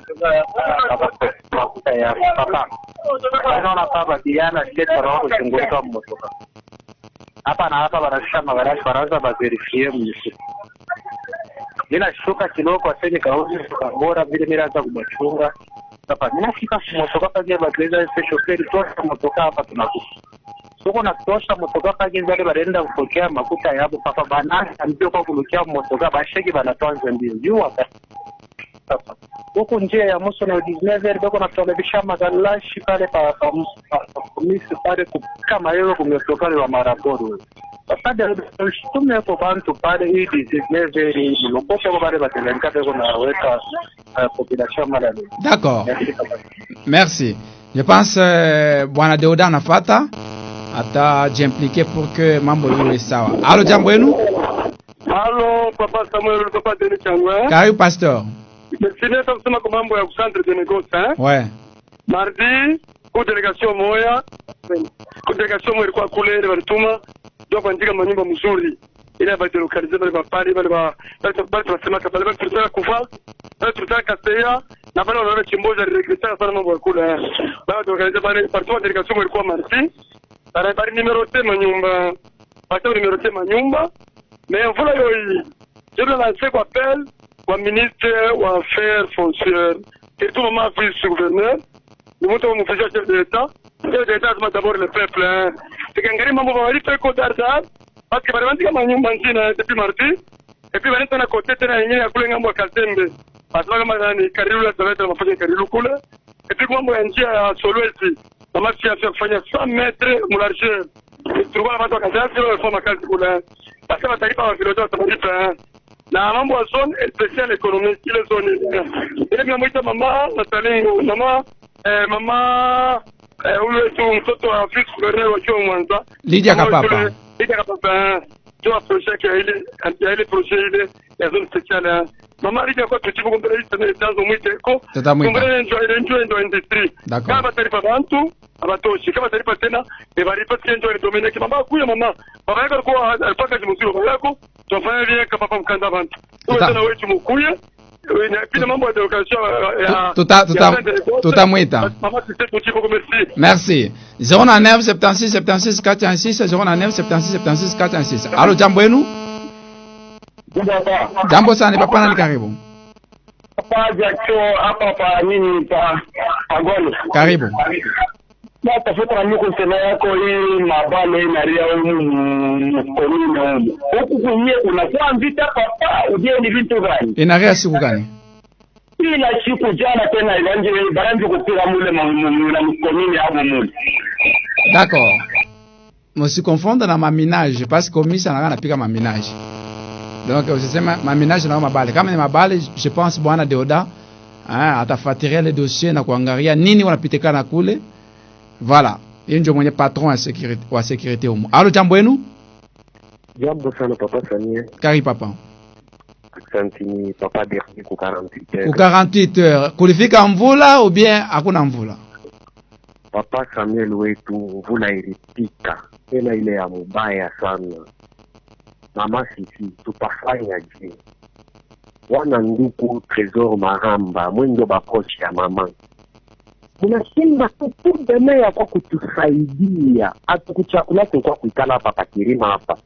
Ni makuta yetu bali tupata umikini yetu 3 baneturimba na tule tumakuta tunaanza kukimbilia mbio hapa yuru na kutupomolea manyumba na manje na bamilite.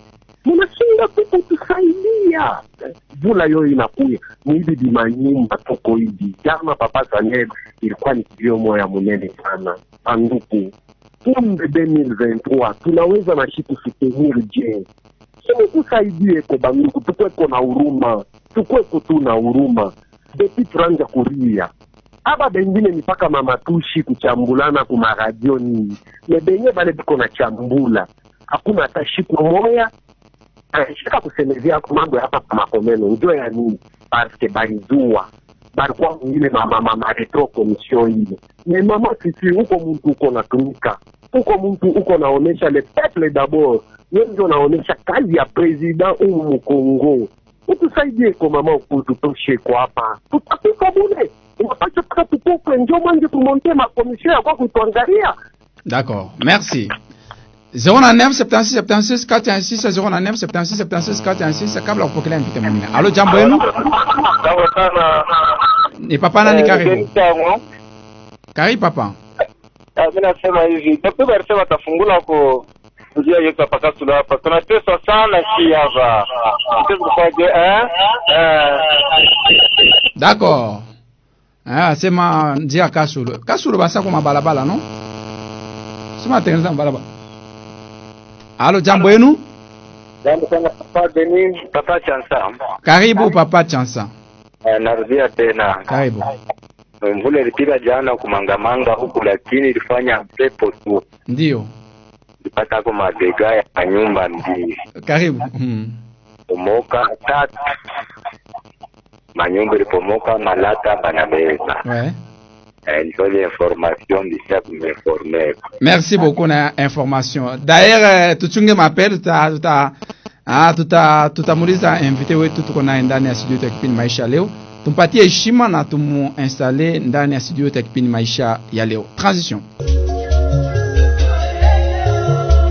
Ukienda Kolwezi unarudia de Kolwezi Likasi jusqu'à Kasumbalesa, kitu yenye inakufrape na retenir imagination yako le nombre de camions de truck yenye ina transporter le produit. Mais kitu ya pili c'est certainement la pauvreté tout au long de cette route, et c'est ça la contradiction yenye tunatakiwa kuresoudre.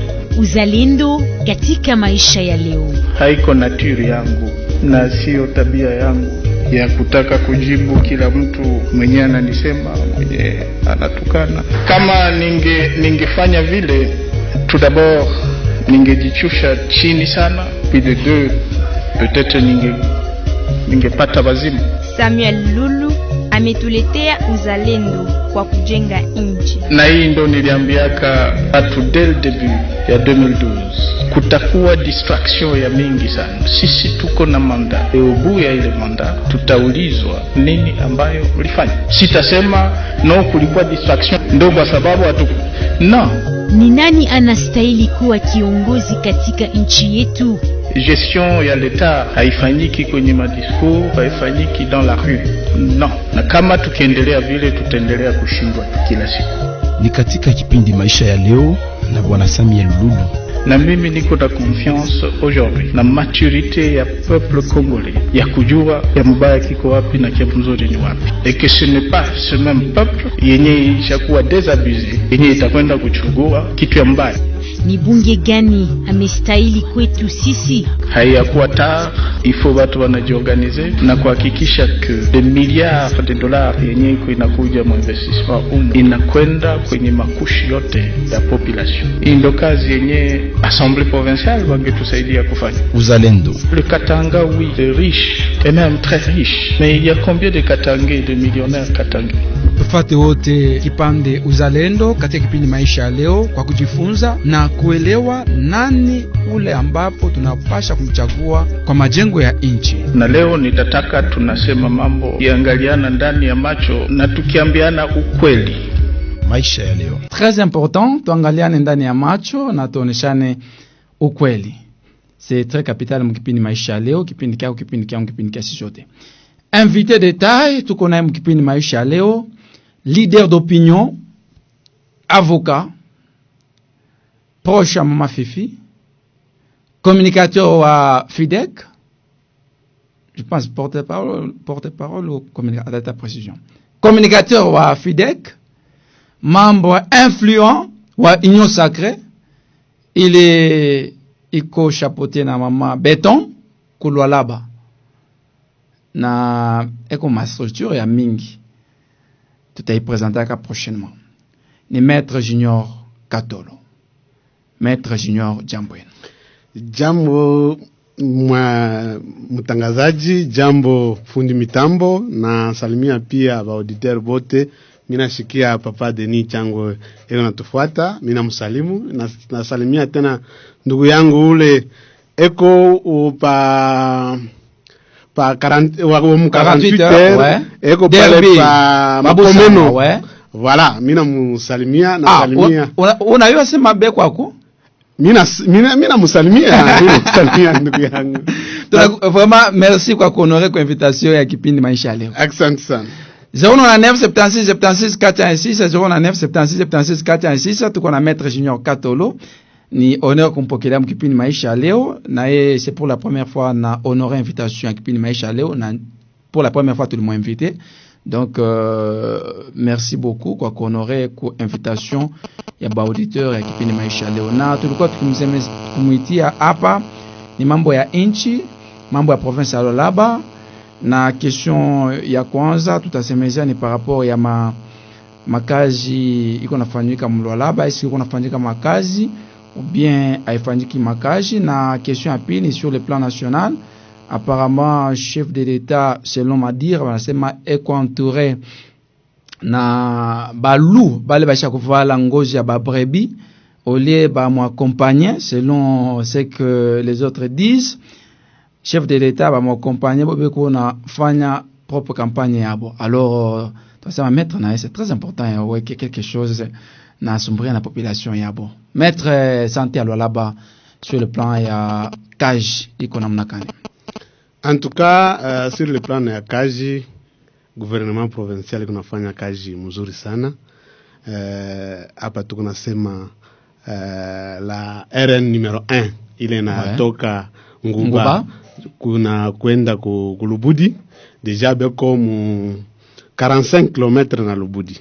Bolongo bien antero battu mais kukamatier kama banaongeza pale kakukausha sana pour que mai shibebe bulongo kwa haraka. Ni kazi numero 1 Nguba Lubudi. Haina mambo ya gouvernement central. Haina mambo ya gouvernement. Polémique na kwa autour, on ne sait pas qu'est-ce qui se passe. Ndugu yangu, apparemment gouvernement central ye ashina na mamoya jifanye kitu yote na beba. Chunga nukoneshe. Ouais. Gouvernement central arsinyaka contrat na Crekset.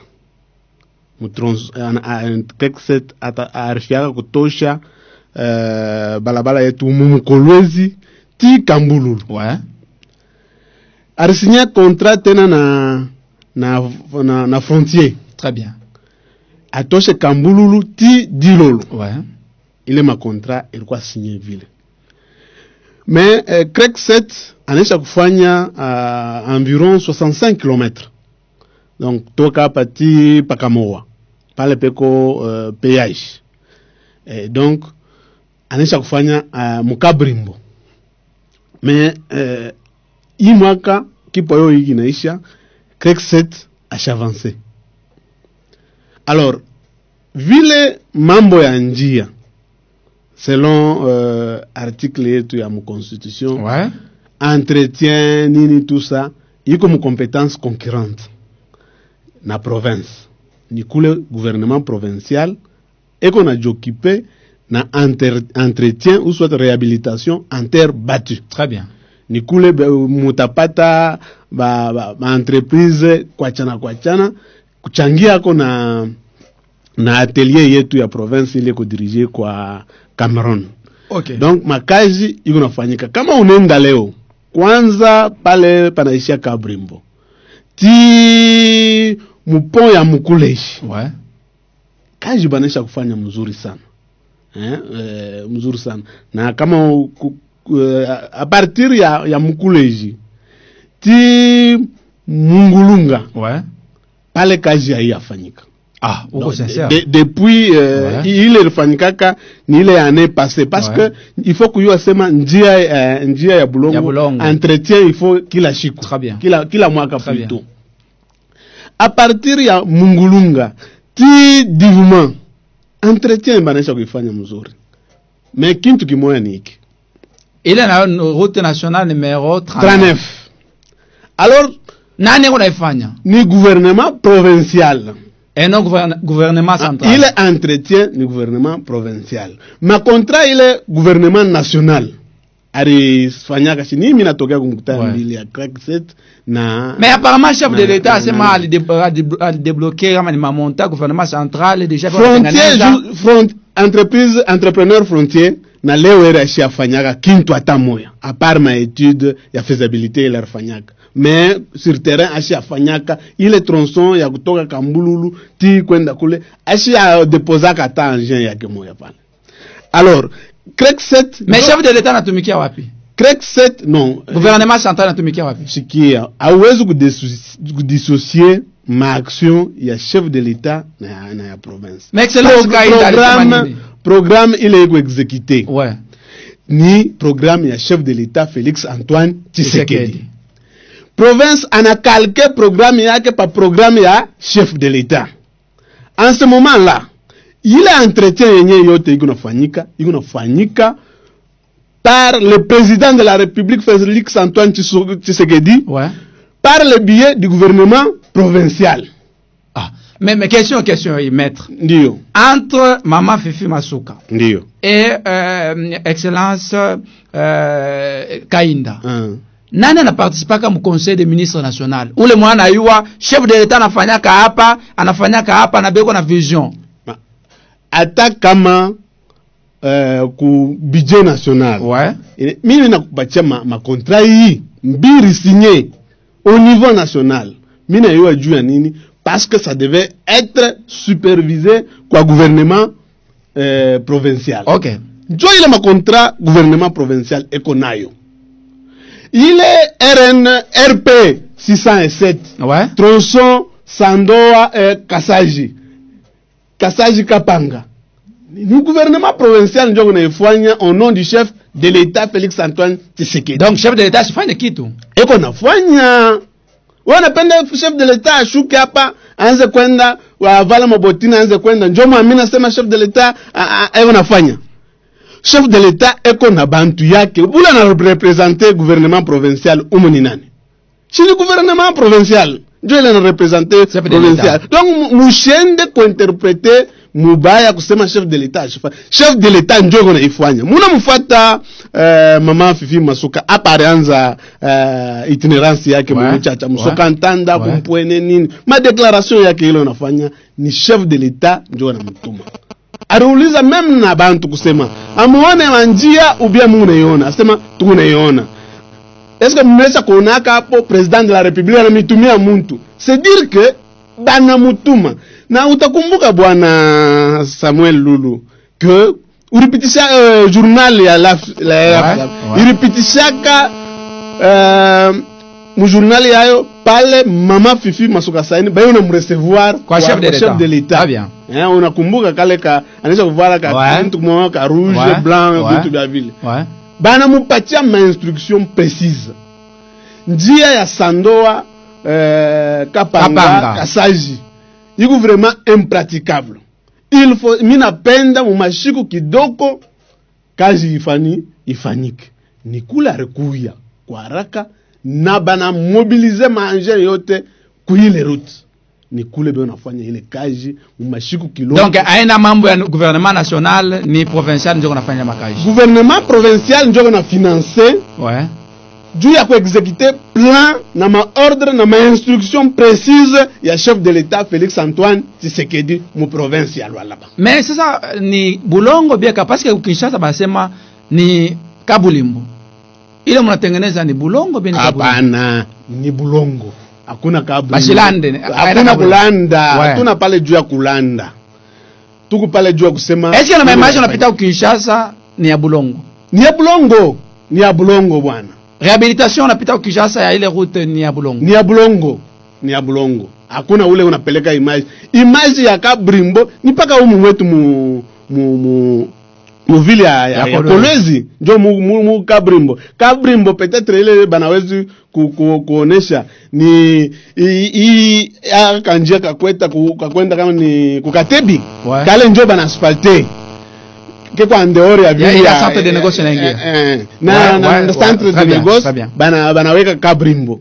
Mais kutoka pamulo pa Kamoa na kwenda kule ni Bulongo. Mais ni Bulongo ina permettre mtu kutembea facilement. Hapa mimi nakwambia hapa mambo ya terre noire haitakuya yako tena. Parce que terre noire iko déjà attaqué na bataitumika mzuri sana na technicité yote. Mambo ya terre noire mutronson sando akapanga. Après réhabilitation ya honorable moi les réhabilitateurs il est fâché à terre noire. Mais moi il faut féliciter ma case honorable ilifanya non? Non, mimi ta féliciter honorable Edmond Baz. Ndio alifanya kazi kule ilifanya. Mais na pas terre noire pale kulikuwa honorable mwingine au Mutai. Ndugu yangu. Hier alikuwa censé kutengeneza. Mais juu ya nini anaanza kucreate kila siku? Tufunge parenthèse. Arana tunaifunga. Mais polémique autour ya 90 km. Maître Katolo. Ni wapi? 90 km ile gouvernement provincial mu 18 mois ina réhabilité. 90 km ya Kabulimbo wapi? Non, il faut kufanya aina sema 90 km ni njia moya ya mrefu ya 90 km bana. Ni mavni. J'espère que peut-être prochainement minaweza kuya na madetail sur ile hapa kama mettre asuna na madetail. Non, bon, madetail leo ya kusema. Mais uyuwe kuna kwenye 90 km inapita. Mina kuanzia par exemple avenue Dilolo. Ouais. Combien de kilomètres? Il avenue ile. C'est peut-être 1 km pale. Kama unachanga ile 1 km ya ile avenue Dilolo, unachanga na Ungungandu. Ouais. Que je peux estimer peut-être 3 ou 4 km. Donc kuchanga mavni njana fano 90 km. Banafanya kuchanga mavni ile ya 1 km, 2 km, 3 km, 5 ainsi de suite. Le total yote ndio inafanya 90 km. Voilà. Allo jambo yenu? Allo jambo yenu? Jambo sana, ni papa na ni karibu. Nimeshandre. Papa ndo karibu. Nataka kumuonesha kwa njitewe Monsieur Katolo. Amu msaidie mama Titi Masuka. Hata kukinti mwa muna mkuria paka mafuta. Problem is quick. Unasema hii mamu unafanya njoo ile Joseph de la Ranta kupigana Tupac. Ah s'il vous plaît, tout doit obéir s'il vous plaît. Qu'est-ce qui se passe? Shinjo tunaliza parce que unapashi kumsaidia mama kutumika kazi ya bien parce que bale weko natumikia ibalwa labe ule kwa nafanshia juu ya kumvote apate confiance ni Congolais ni chef de l'État hapana kwanza kuflatter bantu tusha kukalamuka sana bishibe. Est-ce que hakuna makazi unafanyika? Ndio question peut-être. Mais anapashi kufanya mambo kufatana na logique ya kufanya sema hii kazi. Ah, nenda 09 76 76 416 09 76 76 416. Tunampokelea Maître Junior Katolo na tuko naye mkipindi maisha ya leo. Tuna premier cas ku ma réalisation ile mama anafanya mu province ya Lualaba. Allo jambo yenu? Jambo Mzee Samuel, ni jeune conscient. Mon conseiller karibu. Félicitations mbele parce que media kweli wewe hiyo ndio nasikia kidogo cha peuple na mimi nitika leo kwa autorité banasikia kidogo cha peuple. Merci. Parce que c'est une bouche autorisée ya kufikisha message ya peuple kwa makubwa. Na msalimia Maître Junior na penda kusikia ile voix kama kupale. Mimi ana kumutapa wanasema tukue na culture ya reconnaissance chez peuple. autorité bakuwa na culture ya continuité. Nikise kuuliza eske continuité hainako, nitajibu mimi yake continuité ikwako. Mena reconnaissance ikwako, c'est là que ça pose problème. Tuririaria mabalabala hata kama eneo 90 km kwa Samuel Lulu, hata kama eneo 90 mais quand même kwa muda chache mabalabala modali periferi ikwako tunaiona tunashia furaha. Mena kama unaita kumbele ya mtu representant wa autorité, il faut ucritiquer na mupatie piste nyingine na idée pour que bendelee kile pepe natafuta. Yangu ya kwanza yoi Lualaba ina paka simu Kolwezi, mumufikishie kwa excellence ke apari mabalabala tufanyishia kuko mavilaji na kosa mai. Par exemple, chantier yenu ya année prochaine kama mabalabala inenea, avant mandat iteshia pale mkontinue mena mujilance kwa mai na moto, watu wanateswa kama kuko mutini, watu wanateswa moto eke kuna na iko na mabaraji ya mingi ni Kolwezi. Mkolwezi na moto, mais mabaraji kuna kama ni kate kama ni tu kuna busanga tu na nzilo. D'accord. Minene, na bila lomba kwa metre, umufikishie kwa mama na ya mwisho ni mambo ya makrezeur. Krizi Kolwezi iko munona 10% na ile yote kujiku nini? Ilikuwa activité kuna tourner ku crezage artisanal. Mais na makrezeur mama alisemaka burenda kubakubwa balisemaka utanegocier kwa na wale na makare minye bazidi kuacha kwa kipande wa makrezeur. Mais na mnafikia kwa wapi? D'accord, maître ta répondre. Maître Karibu. Asante sana na shukuru kwa ba intervenant bote bawiri. Me intervenant wa kwanza ashokutupatie elema ya mzuri arisabu aritanguria mbele kutumikisha roho ile pia kusema measho kusema tunashikiaka sana furaha na maremarque ya bantu na muiwe sema ma emission sawa hii ba autorité bote banaifuata très important. Hakuna sema bafataki banamishikiaka très bien, mais bintu ni ma programmation execution nayo bantu beko napenda ifanyike kwa haraka, mais kazi nayo inaombaka wakati très bien. Donc uwezi kufanya kazi naomba inane wewe uifanye un mois hautafanya na kazi ya qualité. Mais quand même auditeur na reconnaître makazi kunafanyika au mwisho bwana Arte Kazadi, mais anasema msibakile papa mabalabala. D'ailleurs projet ya mai ndio ilifanya objet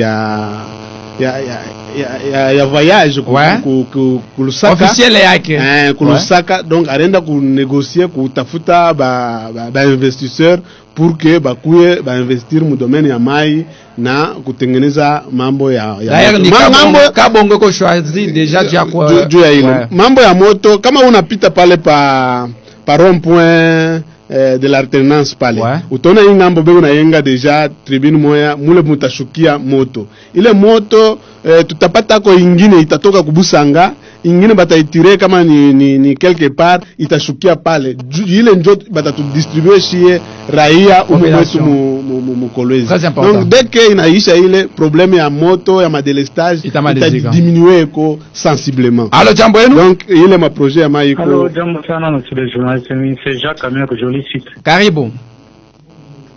Unaona invité wako anashinda kuexplique 90 km ile liko na tai.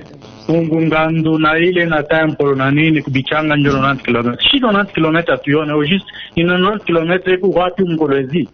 Non bongo vule na tula. Maître, est-ce qu'on va répondre? Bon, j'espère que bantu beko naona makazi ile nilita ile c'est à titre exemplatif. Mais utenda par exemple ça Musonoi. Kuko maveni ile kwa asphalté, iko na kilométrage. Débat ya 90 km. J'espère que kama itapendeza ikuishe émission élaborée. Peut-être demain ou après-demain.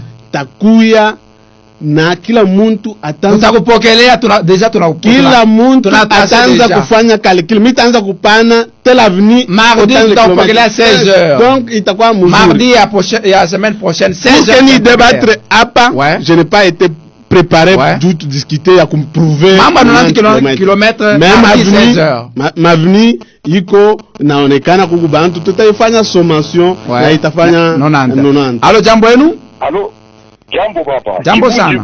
Karibu papa. Ninasema hivi, asichokose mambo ya Musonoi. Musonoi ni mkompetence ya visionnaire Kalubunda joko na fois ile kaji. Très bien. Bujalo lo ipashe bunapita. Maître. Asema ni commune ya Dilala.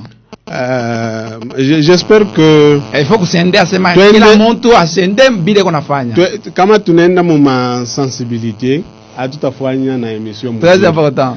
Mr. nie que Kalubunda en tant que chef d'entité il anatumika certainement, mais province nae kuko ile maveni à réhabiliter. S'il faudra donner même les contrats, les numéros de contrat, on peut le faire. Très bien. On n'a pas peur. Moi, je pense que toi, tu as eu toute ma sensibilité, tout le ouais. Mais makazi kunafanyika na kama unapenda kupita upite quoi aveugle, être plus aveugle, c'est refuser de voir ce qui est concret. Très important. Oui, c'est ça, c'est ce qu'on appelle dans un autre mot l'ingratitude. Encourageons les autorités bafanye makaji pour que bende kumbele. Njo vile. Alors jambo yenu? Alors papa Samuel Lulu. Papa Eric karibu. Pa mina sikia peko baoba pale pa plateau. Merci. Ni mabusha autorisé à mama Fifi. Papa tunauliza kama mwa erosion. Tukumbuke basi tutumia entreprise na wafanya maleve topographique. Oui, tuko reconnaissant papa. Aka devia kwezi kufanya mabouchage tout autour ya géoricité Tulupundu. Kuma entreprise inafanya ma top show inatosha mabulongo tu ya bule tu baneka mo laterite. Chia tulombe mingi papa. Baba tumwangia pale mabulongo tu mbele baboucher ko tu njimu. Njo kilio ketu papa. Merci maître. Asante sana. Mimi nashikia grant ya raia ni parce que dada mvula anakuya anajanonse deja ouais. Mais ma contrat inakalaka na processus yayo aina sema ni chofolo yuko munyumba unaibeba ala moya ouais très bien. Il faut kusigner contrat fulani na muntu kisha kumufinancer njo makazi inaanza kwenda kufanya. Kama banamwangia amo leo mabulongo banisukumia amo sans avenir. Ni mvula mbili tatu ile bulongo yote inaenda na mai. Ouais. Donc il faudra que qualité aussi ya kaji hata kama bana dépenser makaji qualité ya résultat mzuri ikuwe na resultat mzuri na ikuwe eko durable. Très bien. Muriona ile quartier yetu ba sauver hapa. Ile érosion quartier latin ile ma érosion ilikuwa terrible. Mais Mungu alisaidia ba ingénieur banafanya ma étude mu wakati na kazi nafanyika baresolve. Ni kweli kama kuko deja ma étude de faisabilité muriona deja bantu banakuwa kufanya procédure deja iko entamé. Tuombe Mungu mashiku kiloko banze kazi me kazi ikuye durable. Alors jambo yenu kuwe ma dépense ya abula pana. Merci, karibu papa. Wewe ni invité tunasema vile vitu viko mpe normal. Kama mama sikiana na bonne volonté créer bawe ba commune vitu gani bafanya kazi. Sasa kitu kufanya kazi ya kiara kwa siku na tumia miko kama fashi nyingine hata afanya kupita. Na hapo siko kuna pita. Kama invité ba bwana abe tawe na itaita muri na emotion ya bantu na wewe la kumpe wewe tu tembee na invité wako atambie kile ndio unafanya kile kwa kufanya kama mambo kama mamai ndio normal. D'accord. Ndio kwa merci bwana Katolo. Ndio kameme anasema pengine biko na réagir moma emotion même makazi unafanyika sur terrain. Ni kweli makazi unafanyika sur terrain kama unaona zaidi mita kuonesha par exemple ukumpwene. Ouais. Nana riwa sema kumpwene be unafanya kazi. Kuko balabala yetu ya Msokantanda. Muriona pale mama alishuka pale gouverneur alienda kulancer ma travaux ya construction ya pont Ludi. Très bien. Na alisema ni chef de l'état njo ule alienda kulancer ile ma pont Ludi ile. C'est déjà 180 km iko déjà réhabilité. Kama tu ile pont Ludi inaisha na ile pont Lufupa inaisha, tuko deja na 180 iko deja réhabilité. Donc makazi inafanyika. Bantu bashione paka tout autour yabo. Na kusandoa kwenyewe bwana njia ina paka tronçon Sandoa Kapanga kuko ma témoignage par exemple maître moya arenda kule ngambo na à l'intérieur ya kazi wanafanyika ila mavni chombe ya chaka ile bali tengeneza parce que ilikuwa inaisha kuharibika bana itengeneza donc mavni nayo ya Sandoa parce que Sandoa bantu bashiona sema nkurekalaka tuma nyumba toka pundu ni ville ni manyumba iko type ville sa paka hii yetu ya très important. Donc ile mavni yote ile nayo bana bali itengeneza na Bulongo na Kabulimbo non na Bulongo voilà bali tengeneza foyer social zamani sana ile foyer social irarabika bana itengeneza ile foyer donc makazi kuna fanyika makazi vraiment iko nafanyika na na remercier également ba auditeur à travers ma critique yabo à travers ma cri d'alarme iko na attirer attention ya ba autorité na ba autorité bana fata kufanya makazi tutami programmé je pense mardi 16h déjà mon bébé les rendez-vous mardi 16h tu as il est 90 km mais tu sais mais mambo ya Birima Mazea un petit mot tu bébé point ya pire Mazea inafikia wapi bwana Katoro? Mazea inekalaka na problème yayo ni problème iko lié ku découverture. Mazea iko ako mais ile Mazea ile profondeur aina ya exploitation artisanale. OK. Profondeur iko au-delà ya 30 mètres. Très bien. Alors que exploitation artisanale il faut kalolo ikuye ya 30 mètres. Okay. Mais ile iko au-delà. Donc il faudra d'abord kwanza kufanya découverture kutosha ma stérile yulu pour permettre à ce que wampiki atengia tu kiloko anaanza kuproduire. Maintenant il faut prendre langue avec les partenaires banze kufanya ile ma découverture. Nayo ni ma sacrifice. Wewe ende kwa société asema unipatie manger nende nikafanya découverture, il faut kuuza carburant, il faut kulipa bale batafanya kazi bale opérateur ainsi de suite. Alors iko naenda progressivement. Muriona ministre wetu Kaumba kuko quelque part huko barafanya découverture na à peu près 5000 creuseurs iko déjà na exploité par les fâches. Donc ben on enda progressivement. Les besoins est grand et le souci de la population c'est que en tout cas il faut trouver solution. Mais solution nayo iko nenda pole aina sema bandugu yetu ba creuseur ba Kongo hapana. Ma étude kunafanyika, ma négociation inafanyika, bakuye apaiser, tutaanza kwenda pole, gouvernement itaanza kwenda pole, banakaze 5000 hapa, 10000 huku, 15000 huku, ainsi de suite, na vile peut-être Mungu atasaidia bantu bote. Délocalisation centre de négoce. Ndiyo. Il est plus ou moins ni étape ya kwanza 500 hectares pour zone économique industrielle. Inafika wapi? Unaona kazi ya délocalisation aikalaki. Apparemment makuta yana tena kulwalaba juu ya kudélocaliser population ya kule. Hapana. Délocalisation procédure ya nje. Il faut kwanza na identifier. Baisha kuidentifie binaishia wapi? Leo mvula isha kuanguka. Kuko batu ba mashamba. Pengine bali arrêter kuyenga. Kuko problème ya matitre. Kuko ba mingi bebo natuma mikanda ile kusinye kwa chef coutumier. Ouais. Ni village non? Haikuwa lotissement. Hapana, mule ni mupori banaisha kufanya mo lotissement.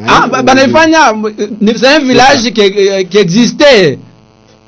Village ni Kazembe. Depuis ce temps. Village ni Kazembe haina. Misamba maître. Tu connais sema délocalisation non? Ouais. Oui, c'est ça le problème. Village iko géré par les droits coutumiers. Ouais. Droits coutumiers haina na matite. Alors il faudra kwenda pole pour éviter les opportunistes. Ndugu yangu, unaona hii bwingi ya bantu tunapokelea humu Mulwalaba. Ouais. Bote haina abakuye paka juu ya creusage. Très bien. Bengine banakuya juu ya délocalisation. Tunaisha kuvumbula ma secret. Donc il faudra faire une étude minutieuse. Ouais. Unaweza kuripa muntu ule hana propriétaire. Ouais. Parce que kuku bantu bana trafiquer na ba chef coutumier abatusaidie. Mina konesha ba chef coutumier abatusaidie. Beo na marchander ma liste ya bantu. Mais auparavant équipe ya kuidentifier manyumba yote. Il faut identifier, il faut faire le toilettage. Ya ile muna récolter. Kuko na mafo contrat ikwako. Et donc on a récolté ma contrat, munaenda ku titres immobiliers pour savoir ma contrat ya sasa ya kweli ni ya wapi na ya bongo ni ya wapi. Kuko ma parcelle mbili peko ma contrat tatu peko ma contrat ine. Iko pa localiser pa el moya. Alors, mais pour savoir les vrais propriétaires ni wawapi. Donc, il étude, il est très minutieux, il travaille de fond qu'il faut faire na ma paiement, il intervenir dès que la commission a dit rassurer que na quoi en ordre. Les loups, mon costume est à brebis autour à chef de l'État. Kabouya nasema, pas question. Pour continuer à le comportement, au lieu à vanter image à chef de l'État, mais bien on a étouffé chef de l'État. Impressionnant. Impressionnant en rapport avec les déclarations. Mais apparemment on a toujours gagné une question. Il y a musée. Qu'est-ce qui se passe? Non, mais Karibu maître. Impressionnant en rapport avec les déclarations à musée Kabouya. Ouais. Il y a refanya constat. Yake. Ouais. Mais chez mon gouvernement, en fait, pour une province à Lualaba, autorité morale à se répondre à mes critères, parce que comme on a chacun ma discours yake à chaque fois, kaji fulani bana lancé, yiko paka au nom du chef de l'État. Kaji fulani bana lancé, yiko paka au nom du chef de l'État. Alors donc, autorité locale à se répondre, il ma critère, il y a Kabouya hapana. En fait, mina naweza kusema hivi. Kama unafanya analyse mzuri, unanipose hapa déclaration ya personnalité mwingine. Unafuata déclaration ya Kabouya. Alors ni mambo ni ingine. Je autorité morale wetu ye eko na jibaze na kuonesha d'abord kwanza adhesion ya Fifi Masuka Marie Thérèse. Kwinyo sacré. Ngisi gani bari pokea kwa benjake ba politicien. Bari mutraité ana trahir. Trahison. Juu ya nini anatoka kwa ndugu yake selon eux, anenda kwa muntu mwingine selon eux. Alors que shibote tukuba ba congolais bari mu diaboliser. Mais tuona paka bale bantu bengine baranza kumudiaboliser. Bishiku hapa na hapa na shi tunakuya kuinyo sacré. Leo ndugu yangu wewe uko journaliste d'investigation, est-ce que Lualaba unaweza kunionyesha ako autorité hata mmoja ule hana mwinyo sacré? Abanako ni abukuna bote mwinyo sacré, bote beko mwinyo sacré. Mais wana mbele vile baranza kubisema réseaux sociaux ndio tusiseme biana birikwa divisé. Alors comment est-ce que ye arijisakrifie arichika ile matushi yote juu ya union sacrée, juu ya chef de l'État, kisha leo ye ageuke anze acte ya kwanza ile na prouver selon déclaration ya Kabuna, selon ba acteur politique bengine. Kama unapenda chef de l'État utapenda parti yake. Ndio. Est-ce que autorité provinciale et qu'on a parlé l'engagement na bale ba dirigeant ya parti ya chef de l'État Lualaba? Ndio. Ça vile nani? Mimi nasema ndio.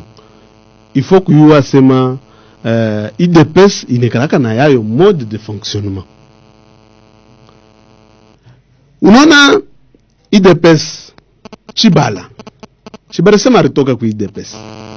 Mais kama unamuuliza Chibala atakwambia sema mimi kwa IDPS. Mais politique ya FCC zamani ilikuwa ni kudiviser ma parti. Badibanga. Kufragiliser ma parti. Badibanga. Alitoka ku IDPS. Ba IDPS banasema anatoka, mais kama unamuuliza Badibanga atakwambia sema mimi kwa IDPS. Alors umu mwetu umu turukuya na vrai animateur wa IDPS numutaye ko tu quand même papa Fabien mais alitoka uliona mamvita ile yote vile baramu kombanisha à l'interne. Ile problème hayanze leo, problème ya Badibanga hayanze mwa événement ya Union Sacrée. Yo ni hapa penye chef de l'État eko pouvoir kusoutenir kwa kumsoutenir chef de l'État. IDPS yo inye kumwanzo ilikuyaka IDPS tout court. Leo tuko na IDPS Tshisekedi, tuko na IDPS ndio ile politique mama iko nayo ya ndugu yangu. Donc mimi napenda kuonesha nini ni vile benjetu ba IDPS bana fonctionaka. Kama unaangalia leo hili munano utasumbulia na huyu asa nono ule hana IDPS unasumbulia na wewe nono bala bana hapo benyao ile ma conflit ma organisation yote ikwamo mais benjetu nabo banekalaka na ile conflit ngisi ya kuigere ni bo benye njo bana igere hai concerne hata muntu huyu moya kufia kumuweka yo muntu mwenjako asema hii conflit ni aba banuku tuache unyangu tuache riwayanga ile njo banaitaka kwetu kusandua se riwayanga tuache riwayanga mambo iko tu deja clair. Mais IDPS on a pas rapport kwa chef de l'État. Iko nafanya rapport kwa chef de l'État par rapport à vile bona. Et pourtant tuko na direnir na ba membre ya IDPS ba fédération yote mbiri umu Lualaba. Ndio. Tuko na direnir hapo. Ndio. Ku coordination ya Union Sacrée ngambo ya saiza kuko bantu. Beko hapo. Ça vile nani? Tuanze tena kufanya mabantu hapo. Tuko deja kumwisha maître. Mais bato ataretenir nini? Est-ce qu'il y a une hypocrisie au sein ya bali bona mentorer chef de l'État? Be on appenda selon Kabuya ni préparer ma élection muzuri ba na ba député. Moi je pense après que certain temps ba il est déclaration inangara fidek na baliye yake. Hayangarie ba membre ya Union Sacrée. Très bien. Ile ni mambo yabo ba fidek ba nani ba IDPS na baliye. Hakuna hypocrisie parce que pour l'autorité locale victoire ya Tshisekedi itakuwa victoire yake, itamutosha vraiment masusi yote ya matushi yote anandire ya hii discrimination anandire. Donc on n'a pas vraiment chance hata kiloko ya kufanya ke Tshisekedi akose kukwa eliu mu Lualaba. Atapata même 2%. Il faut même 1000% il faut aipate. Tshisekedi il faut aipate. Message quand nous allons à population par rapport à la déclaration à Kabuya en tant que leader d'opinion. Non, par rapport à la déclaration à Kabuya mimi nasema si ba membre ba Union Sacrée tuko na cadre ile tunaweza kutraiter ma différent. Lorsque kuna kwa makadre manano fulani il faut tuanze kujireferer mu ile makadre yetu plutôt que kwanza kujitupia maoprobe les uns les autres.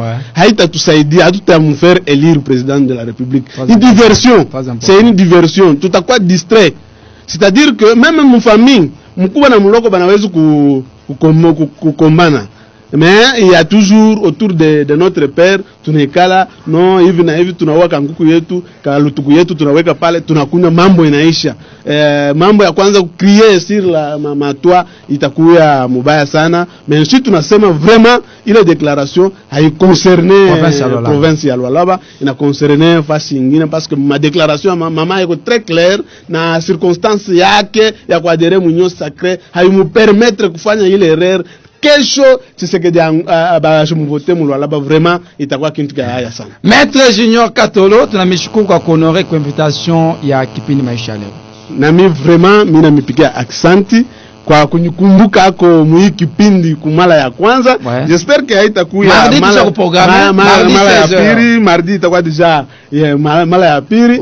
J'espère que niendelee tu ma discussion parce que mina sikia muko vraiment débat à chaud. Très important. Il faut que tu prépares kabisa tutakuwa tayari juu ya kuéclairer raia. Voilà, alikuwa ni leader d'opinion Maître Junior Katolo, proche à Mama Fifi, communicateur wa FIDEC.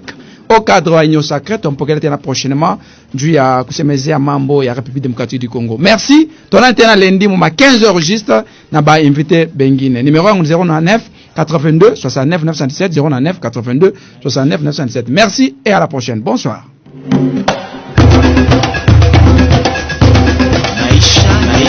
Maisha.